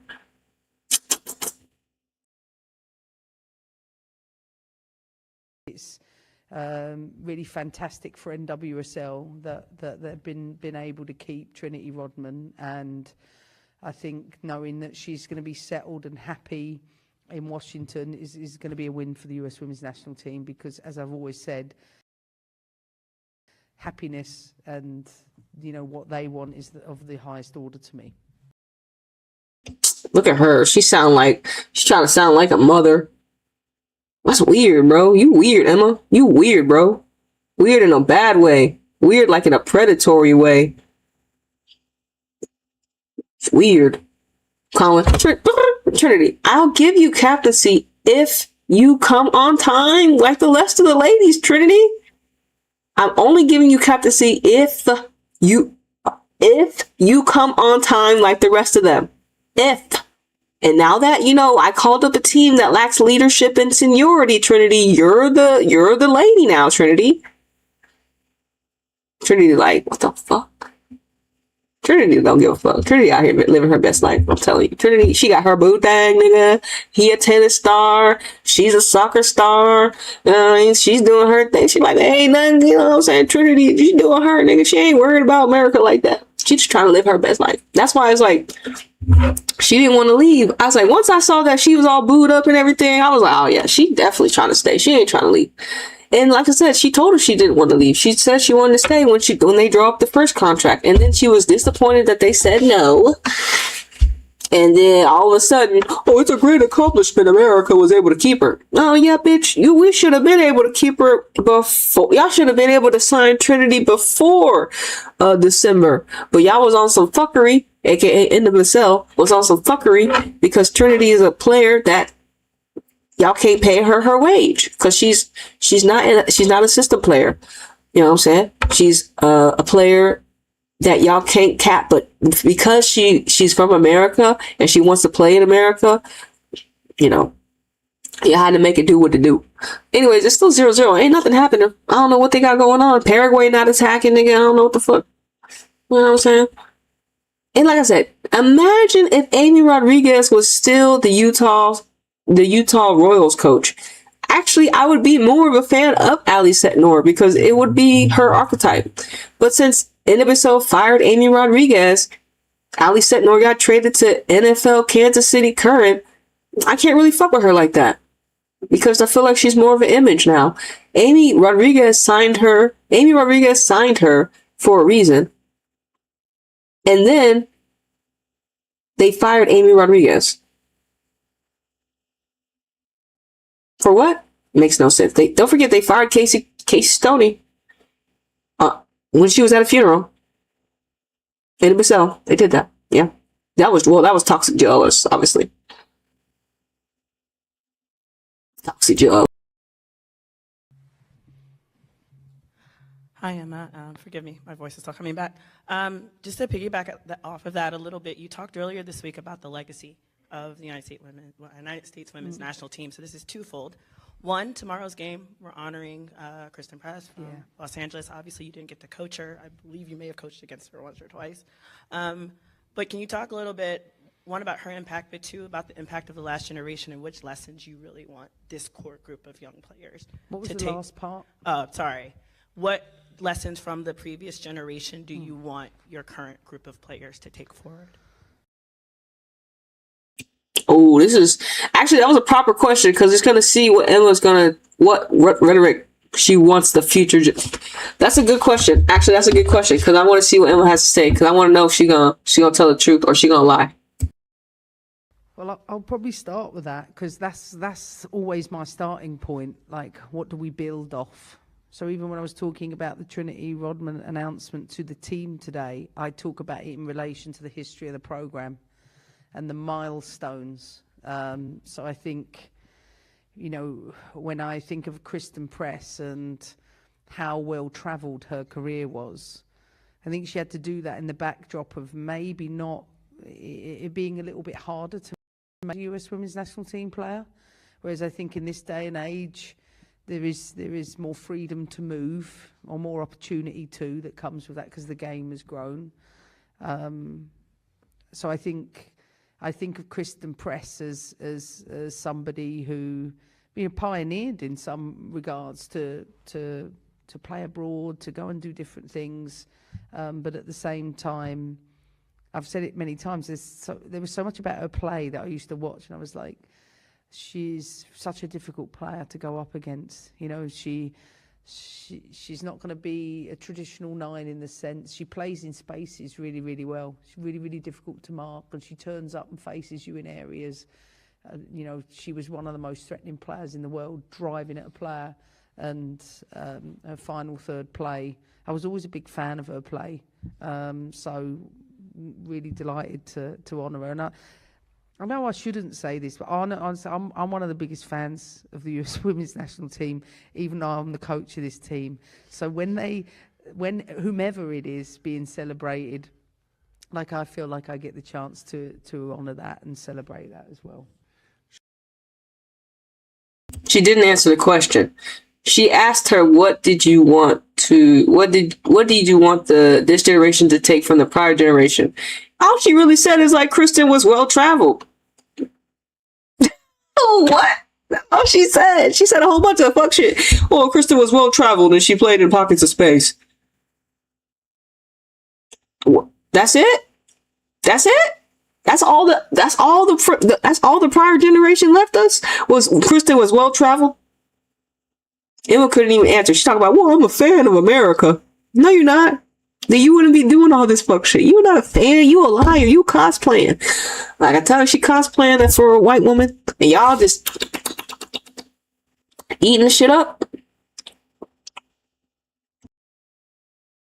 She's often Rose being the two biggest 99er fans. Yeah, definitely. 99ers I team. never forget Rose's face when we were having the lunch with all of them, and I'd been smart enough to not only get the 99 jersey, but I'd already... Yeah, man, Emma's a fangirl, bro. Oh my god. She came... Look, I'm telling you, once Emma came over here, them 1999ers let her in the circle, and she's over here like, I'll do whatever y'all want. Weirdo. Is she a groupie? Emma Hayes is a groupie, bro. Yo, it's 35 minutes. It's still 0-0. Ain't nothing happened. Ain't nobody scored. Just a whole bunch of running around. Thought out where the signatures would go for when it's framed, and she hadn't. So I'd got it on the front below the crest, and she'd got it behind, and she was devastated. But I would not swap my shirt with her. So get the crest put on the back, Rose. All right, we only have time for a couple from online. So Ann Peterson, go ahead, Ann. Hi, Emma. Thank you for doing this. I appreciate it. I wanted, building a little bit on what you said about Trinity and investment, I wanted to talk to you a little bit about Michelle Kang and her investment. She was instrumental in making sure that Trinity stayed in the NWSL. She also funded the Kang Institute, which you were involved in. And I wanted to hear about what you think her contributions to women's soccer, both financially and supportive of women's soccer, mean to the game. Finally, someone acknowledged the billionaire fucking Michelle Kang, because there ain't no way America gets even. Like I said, Michelle Kang allowed America to rebrand. The billions of dollars in Kaniska, Michelle Kang allowed them to do something different that they never done. So now they're experimenting. But if they didn't have a billionaire and Michelle Kang, this would have never happened. So thank you. Finally, someone bringing Michelle Kang into the discussion, because she has billions of dollars and millions of dollars to pump in to this system, to rebrand, to give a reboot. And you see what they're doing with it, right? And someone acknowledges the fact that if they didn't have these resources, America would have never tried to rebrand themselves if they didn't have Michelle Kang's billions and millions of dollars. But I'm thank God somebody said something, and it was a woman, obviously. So we'll see what Emma's gonna say. Is she gonna lie to us, or is she gonna tell the truth? Usually she's gonna lie. I think in the true spirit of being who I am, I want to celebrate all of our owners first, because the investment. No, Emma, because if it was all the investments, Emma, why did you come during the Michelle Kang era? No, Emma, stop lying. I want to give a credit to all the owners. Stop lying, Emma. Who does Trinity Rodman play for? Washington Kang Spirit. She doesn't play for any other owner. Another owner would probably said fuck Rodman, but she plays for Michelle Kang. So Emma over here trying to, well, let's give it flowers to all. No, nigga. If there was another billionaire man that was investing, we would have been known about him. But there hadn't been. It took a woman to invest $50 million into America, women's national team. It took a woman to buy Washington Spirit. It took a woman. And now she won't think all the owners. Stop that shit, Emma. Stop. Why are you lying? Why? Like I said, it's all about changing the narrative. She lying, bro. She over here. We would think all the owners. Oh, okay. So Michelle Kang like, what the fuck, Emma?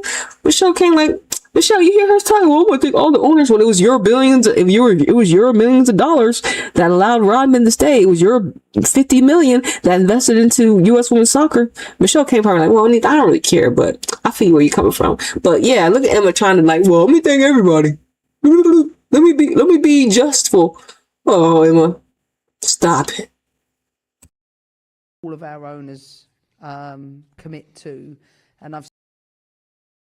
And another thing, we were talking about Michelle Kang and Trinity Rodman. We weren't talking about the whole NWSL as a whole. And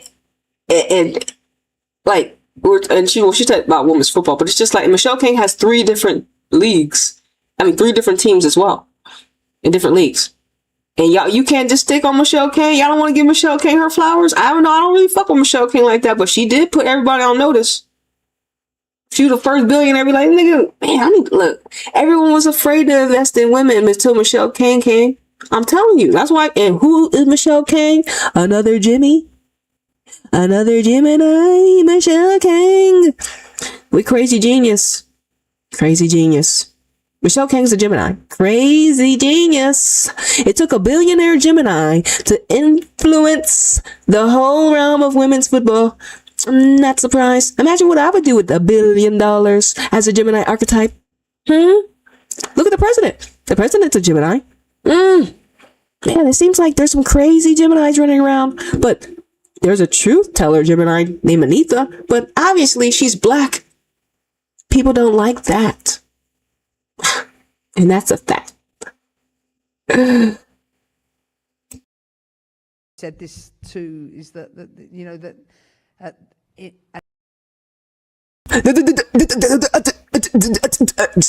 get your words right.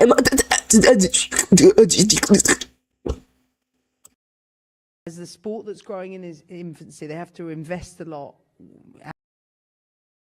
Yes, as the sport is growing, they have to invest a lot. And Michelle Kang's the first ninja to pull up and be like, yeah, I got it. Nobody else did it. And we know men have been billionaires, but we know that there's more men billionaires than a woman. See or no?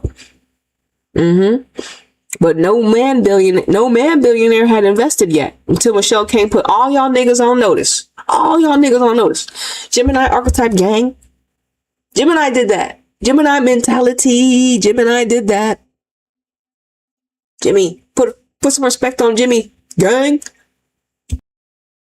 and also, lose a lot of money by putting upfront investments in. So all of our owners, I think, are doing a tremendous job with that.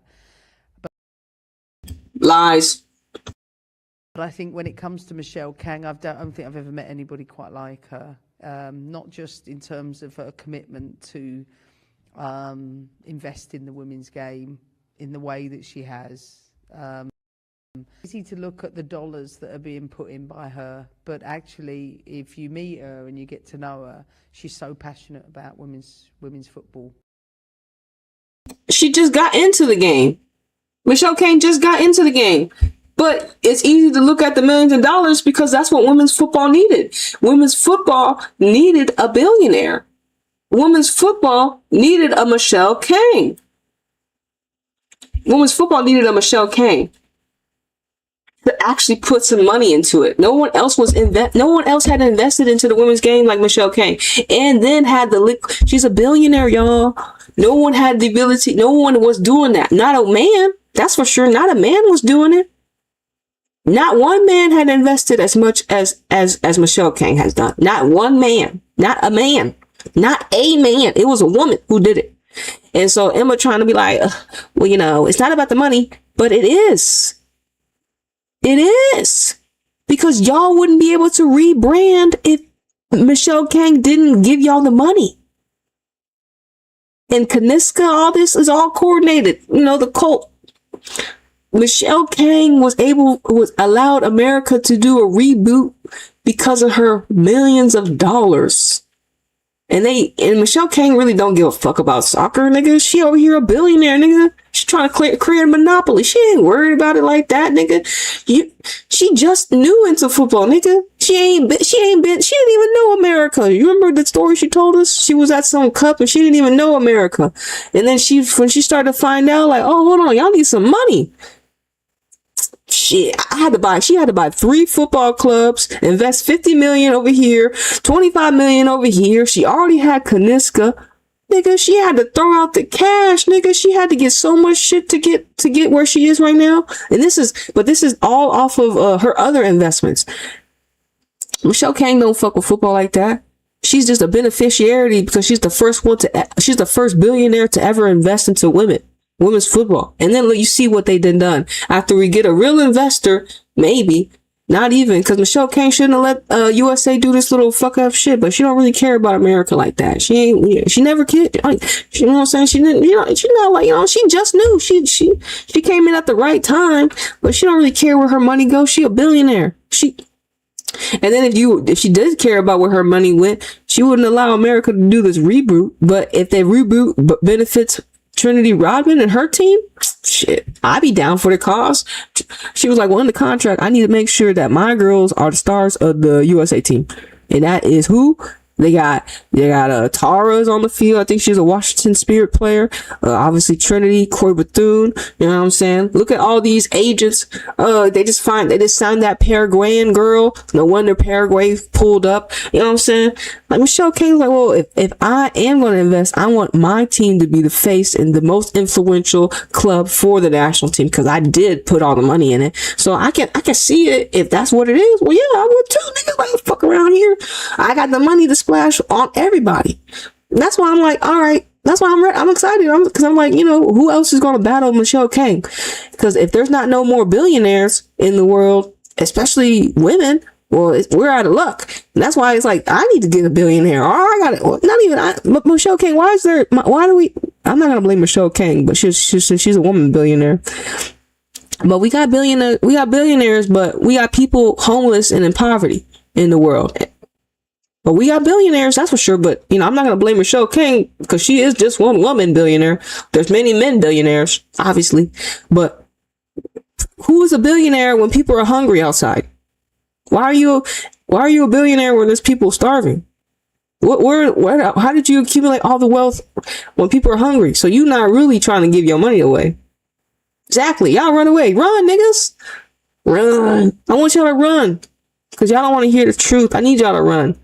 Because, like I said, we don't want people that can't see reality, can't see the truth. That how are you a billionaire and there's poverty? Huh?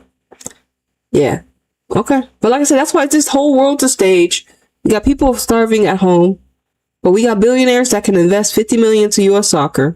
And so U.S. soccer can do a whole reboot and call up young women. Weird. Like I said, y'all, the world's a stage, bro. This Matrix ain't shit. I'm telling you. Especially not in no damn patriarchy. Globally, and she's so determined to play a significant part, not just in shaping the next direction for the women's game and leading the way with that investment, but in her commitment to research, to education, to developing the insights. That's go back to the equity piece that is going to have a bigger impact on the broader game. And some of that impact won't be felt in its entirety just yet. I think the US Women's National Team, through the Kangs Women's Institute, will benefit with those insights. But our goal, and our collective goal, is that we build insights over the entirety of that investment, so that it impacts the broader. All right, we got a goal for America. Looks like it's Riley Turner. Way to go. Let's go. Let's see what happened here. This is Olivia with the turn. Olivia with the pass. Yeah, man, nice shot. Left foot shot. This is an assist for Olivia. I mean, there was a lot of pocket of space to the left. I would say the goalkeeper shouldn't have gave up that corner, but she did, and Turner finished it. So well done, Turner. Right. So we got 1-0, 1-0 America, right before half. But I feel like the goalkeeper gave up a lot of that space.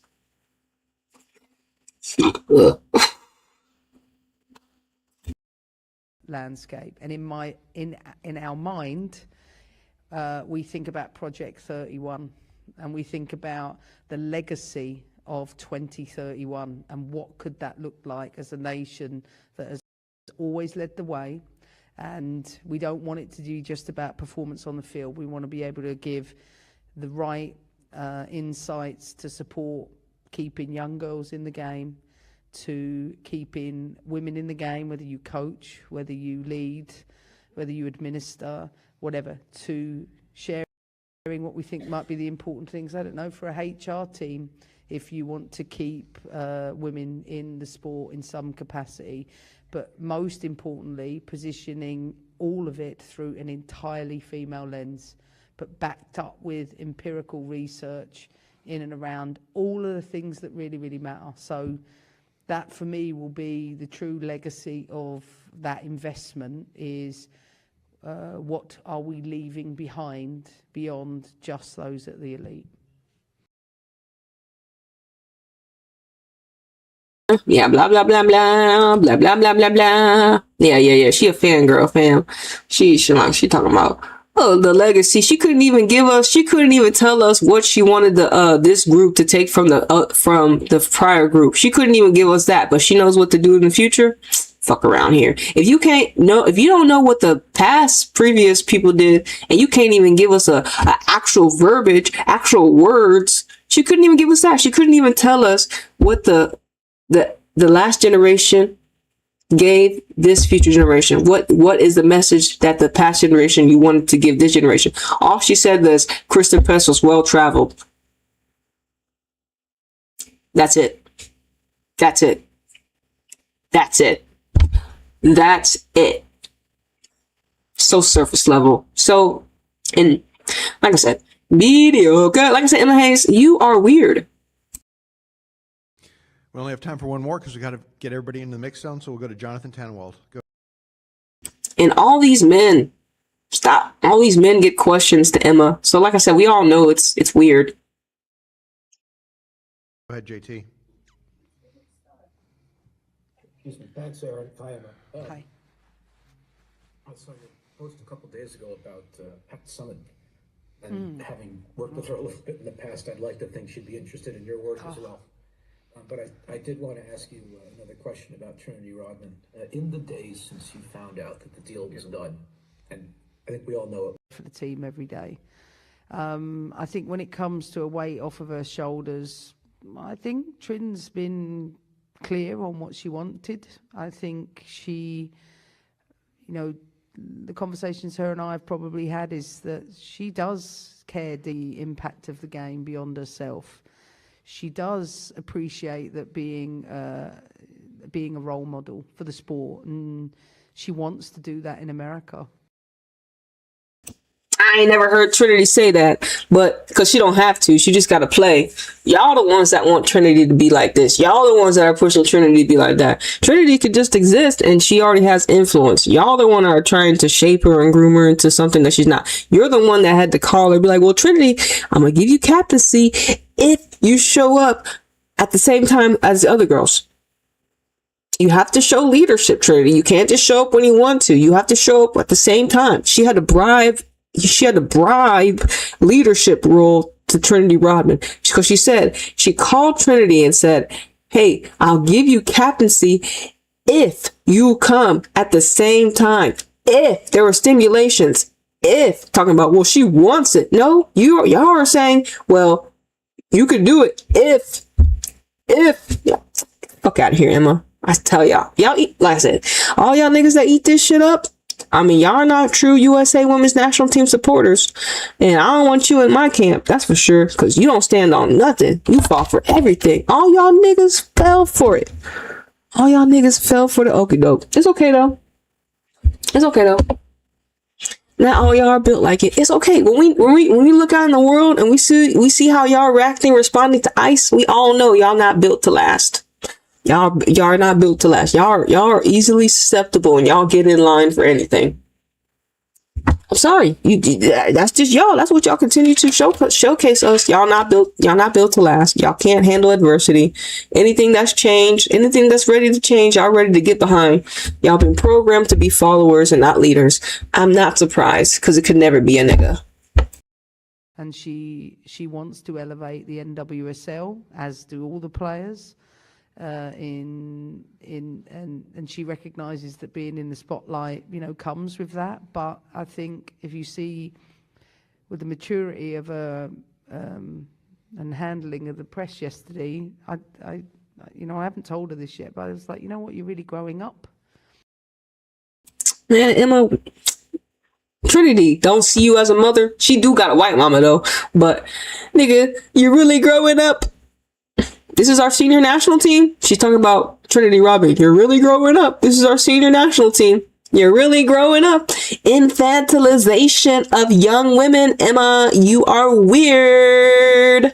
You're weird, Emma Hayes. You're weird.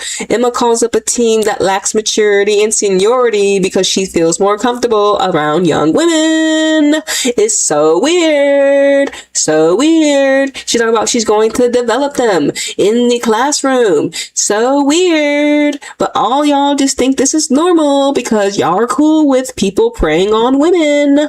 Y'all are cool with people preying on women. It is so weird. Weird. It's predatory. Like, y'all are okay with women and men preying on young women. Yes. Yes. So, like I said, Emma is not about that life. She couldn't even call up her own peers. She couldn't even call up women that think like me. Women that would challenge her rhetoric. She had to call up and bribe archetypes like Trinity Rodman with captaincy. You know what I'm saying? If you show up on time. But like I said, Emma Hayes is weird. How you go from coaching women to coaching young women when we live in America and we have the best national team ever? All you had to do is scout the best players that were currently in the NWSL, but you decided to scout the imageable ones. Michelle Kang allowed y'all to do a whole rebrand. Y'all are so predatory on young women, and it's outright disgusting. And I'm gonna continue to call y'all out because it is predatory behavior. And it must be stopped. And if y'all don't care about y'all women, okay. It's good to know. It's good to know. I'm glad that we know who cares about young women and who doesn't.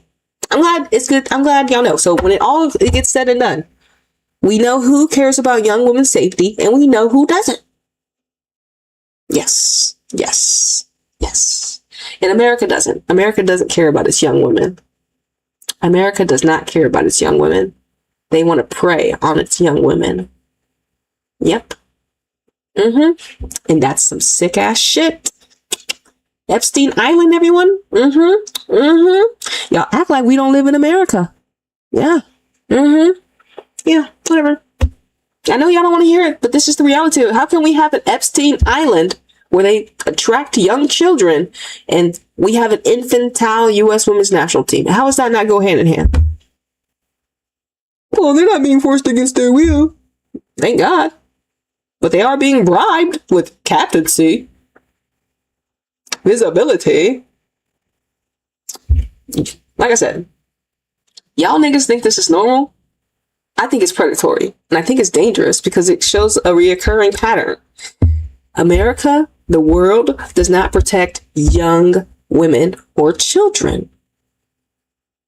Which is very, very scary. When we create life. Yep. It's very scary. It's very scary. But hey, look. You continue to drink the Kool-Aid. I'm going to continue to not drink the Kool-Aid. And those that can see what Anita sees, I applaud you. Because you honestly could save your young sister life. Because if you can peep patterns like this in women's football, you may be able to peep patterns like this when it comes to maybe preventing people like Epstein's Islands and peoples to exist. Right? Because how does Epstein's Islands exist? People with families with young girls and boys, their families are in on it. How many people are from South Co in this match? About 9. People's families are in on the cult, grooming their children. Yeah, I want to put my child in this USA camp because they groom them to be respectable, imageable women, but with visibility and power, but they don't have the performance to back it up because, we don't need that. We just need them to be an image. We don't want them to be leaders authentically. We want them to be a submissive white woman that doesn't challenge the status quo. Yeah. And give us babies. Yeah. In this fucked up world where they could go to Epstein's Island. Yeah. Yeah. I mean, I'm telling you, it's creepy. It's creepy what y'all will stand for or fall for. Me? Could never. That's why I continue to come on here to remind you there are others that think differently. There are others that are not in the cult. I'm not in the cult. There's others. There's people like me that are not in the cult. If you see it too, I see it too. Not everyone's inside the cult. Like, I can still be a USA supporter and not be in the cult. And I'm going to call, if this is the only way I can support America by calling out the fuckery and the predatory behavior, okay. If this is the only way I get to follow America, calling them out for their weird behaviors to young women, okay. If this is the only way, okay. I don't mind. I don't mind. At least I know I feel like at least I know I'm protecting young women. At least I know that. When America has a history of preying on young women, yes, at least I'm saying. Because like I said, when you're silent, you acquiesce. Silence does nothing for us, especially for women. They'd rather you suffer in silence than be punished in public. Honestly, I'd rather be hated out loud than suffering in silence. So yeah, my opinions are true. Because we know we live in America where we have a pedophile that's a president. Yes, Epstein Island, Epstein. Y'all act like this shit isn't real. Y'all act like this is not what we see in our reality. Y'all can't act like this is not no conspiracy. The veil is so thin, the fuckery is outside. They redact, listen.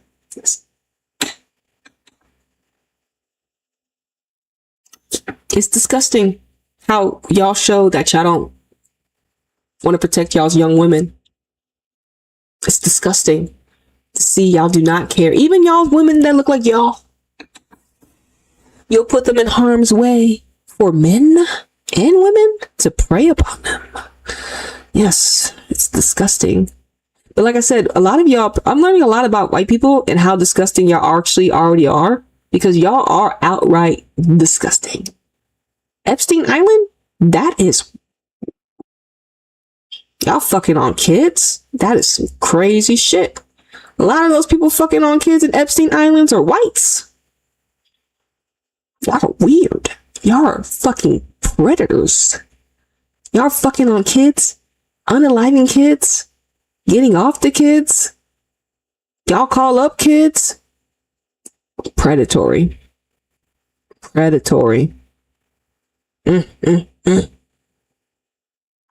Wake up, people. Wake up. Wake up and see the truth. Our America team is not the same no more. Anyways, y'all, I'll let y'all watch the second half by yourself. I hope you saw all the fuck shit. I guess I hope you heard all the fuck shit we heard from Emma Hayes. Caretaker timeline. Trinity Rodman is staying in America, obviously, which we're happy for. But she had to get bribed to become the captain. She had to get bribed to become the captain. Yeah, so I'm gonna watch. Obviously, Mexico football is playing, so I might just tap into Cruz Azul. Cruz Azul is playing Suarez right now, so I may tap into some Liga MX. Make sure y'all don't just watch one league, because please, you're doing an injustice to women all around the world that deserve some of your currency. If you only want to tune into America and just NWSL, damn, what about the Gamebridge Super League? If you just want to tune into England, damn, what about the USL too? Damn, you know what I'm saying? If y'all just continue to just be one-dimensional, how are you ever going to expand your mind? If you continue to just believe everything you read, how are you just, like I said, I exist because there are people, I exist because there has been space created for me. And I have created my existence. I will not be suppressed. I will not. I mean, obviously, I'm not going anywhere. Obviously, I haven't gone anywhere, right? Like, they can't get rid of me because they didn't create me, right? They can, they can make people. I mean, obviously, most people believe whatever they read, right? They don't challenge. Most people are still asleep in the system. But for those that, are not, I applaud you, because this fight is a marathon. This fight is for our freedom. This fight is for women. Women's autonomy, women's rights. Because men have what they want, right? Yeah. So, I mean, this fight is obviously for our autonomy. Women to be able to operate and conduct themselves as we should be, as the creators of the world. Especially black women. But as the creators of the world, we have the right to do what we want. But the system does not like that. The system has brainwashed us to believe that we are nothing more than just property, which is crazy. But that's what I said. That's why I was like, this Matrix ain't shit. Like, this world that they created, I'm glad that I never been in it. I'm glad that I never was accepted in this world, this world that we live in, because it's so fake. So fake. People just will let abuse happen. People will see abuse and just let it happen because it's not them. It's so disgusting how we have been stripped of our humanity because the people don't look like us. And that's why, even though the women don't all look like Neetha, that doesn't mean I don't care about children. Like I said, if I can birth you, I can birth white women. I can birth all races. Therefore, you're my children. I can birth you. I can birth Emma Hayes. Emma Hayes can't birth Neetha. I can birth the Emma Hayes, nigga.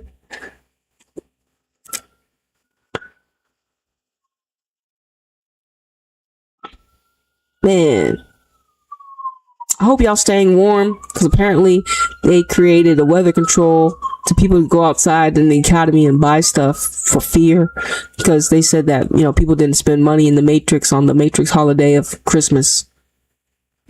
So they had to create an artificial weather storm to have people go outside and buy money and buy shit that they don't need. We're paying for water, paying for all these resources when we're supposed to be living in abundance. Like I tell you, this Matrix ain't shit. I'm so glad I'm out of this world. Because y'all remind me every day, it's nothing good about being a part of this world. Ain't nothing good about being in the Matrix. Ain't nothing good about it. It's not even a good Matrix. It'd be different if the Matrix was good. If people were abundant and fruitful, and people had homes, people had freedom, women weren't attacked. But there ain't nothing good about this Matrix. People out here, NPCs, getting hijacked from by demons. We got professional footballers talking about, there's a whole bunch of fuck shit, bro. It's a whole bunch of fuck shit. I'm glad I'm not of this world. I'm glad I've never been accepted of this world. I'm glad I'm not of this world. Like I said, I'm glad I'm not coming back here either. Who the fuck want to come back to Earth? And this fuckery, especially as a woman, fuck around here. In a patriarchy, oh, fuck around here.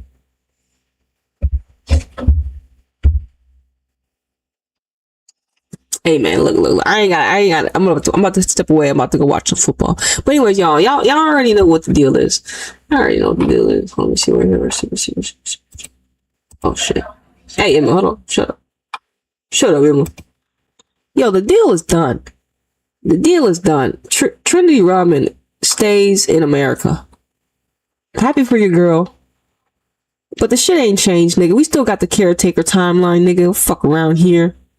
Ain't nothing changed. Nigga, more eyes are on it. You know what I'm saying? We gonna keep watching them. Because we gonna see what they trying to tell the collective. Which is a lie. Don't believe the hype. Don't drink the Kool-Aid. Stay awake. Stay vigilant. Don't let them rock you to sleep. Listen, we're winning. We're winning. Why do you think they had to rebrand? Because they were scared. We were winning. Women's football they were using football we were winning. That's why they had to reboot. We are winning. Don't ever forget that we're winning. I may say a lot of shit, but we're winning. We are awake. We're free. We're winning. We're awake. We're free. In the simulation, free agents. Can't be possessed by NPCs. Can't be swayed to believe in something that's not true. We're awake. We exited the Matrix. They don't like that. Like I said, and I'm still a women's football supporter, and I always continue to be. I'm a guardian, and I always will continue to be. No matter what people say. Look at all the Anitas that have been disruptors of the simulation. I'm one of many. It's in my blueprint name. It's in my name lineage. Don't ever get it twisted. I need y'all to look up all the Anitas that have been disruptors. Anita Hill. Look her up. Anita Baker. Look at all the Anitas that have been disruptors of the simulation. In this world that we live in, this matrix. Look at all the Anita archetypes. Look it up. And you understand why I'm back again. I can't be erased. I can only be suppressed. And even that ain't even good enough. My frequency will always pierce through, and I will always return. I will always remember who I am. We keep coming back, and I'll always come back. I will not be destroyed, because you haven't destroyed me, because you can't create me. You can't duplicate me. You can't replicate me. We keep coming back, disrupting your system, because your system is artificial. And I'm the end. Don't ever forget that. I got my Saturn and Pisces. I am the end. I am the end and the new beginning. Don't ever forget it twisted. I keep coming back. Don't I? Anita, look at all the Anitas in the matrix that have disrupted the simulation. All the Anitas that were not heard and were suppressed. All the Anitas that have come. Look at it. It's in my name. It's in my name. It's in my name. It's in my name. You can't take us out. You tried. You can't take me out. I'm not going nowhere. And if I do get taken out, we gonna come back. We only get better every time. We only get sharper. We only get more powerful. We only get more knowledgeable. We only grow in strength and grow in numbers. You know what I'm saying? The system is falling, y'all. Don't stay in Babylon. The system's over. Wake up. Go outside. Peep the patterns. Nigga, they try to suppress Nitha. They try to make me forget who I am. But I remembered. And I'm here to tell you, bro, I ain't going nowhere, obviously. I haven't went nowhere anyway. I may take a break, but I'm never gonna leave my collective. I'm a real nigga. Even if I'm not believed by many. I believe in myself, motherfucker. I believe in myself. That's the truth. I believe in myself. Yo. Like I said, and thankfully, obviously, I never really been validated by the system. So, I mean, so I have to keep going to prove it to myself. I never been validated by the system. The system sees me as a threat. Look at all the Anitas that have come in my lineage. Look it up. Anita Hill, Anita Baker. There's there's Anita in Japan. There's a lot of Anitas that have been revolutionaries. I'm just one of many. It's in my name. Like I said, they hate us because they ate us. They hate us because we're truthful. And that we're willing to stand on that. I'm willing to carry my sword. I'm willing to be cast down upon. I'm willing to stand in my truth.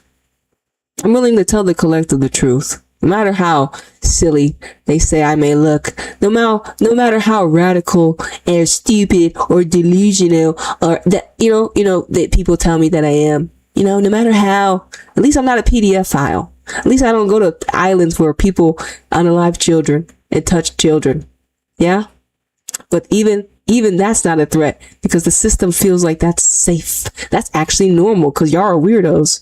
But me speaking unapologetically about women's football and the patterns and all this stuff, that's weird. But yeah, y'all are okay with people touching children? Okay. We'll see. Like I said, when it's all said and done, I'm going to be the last woman standing because I was the first.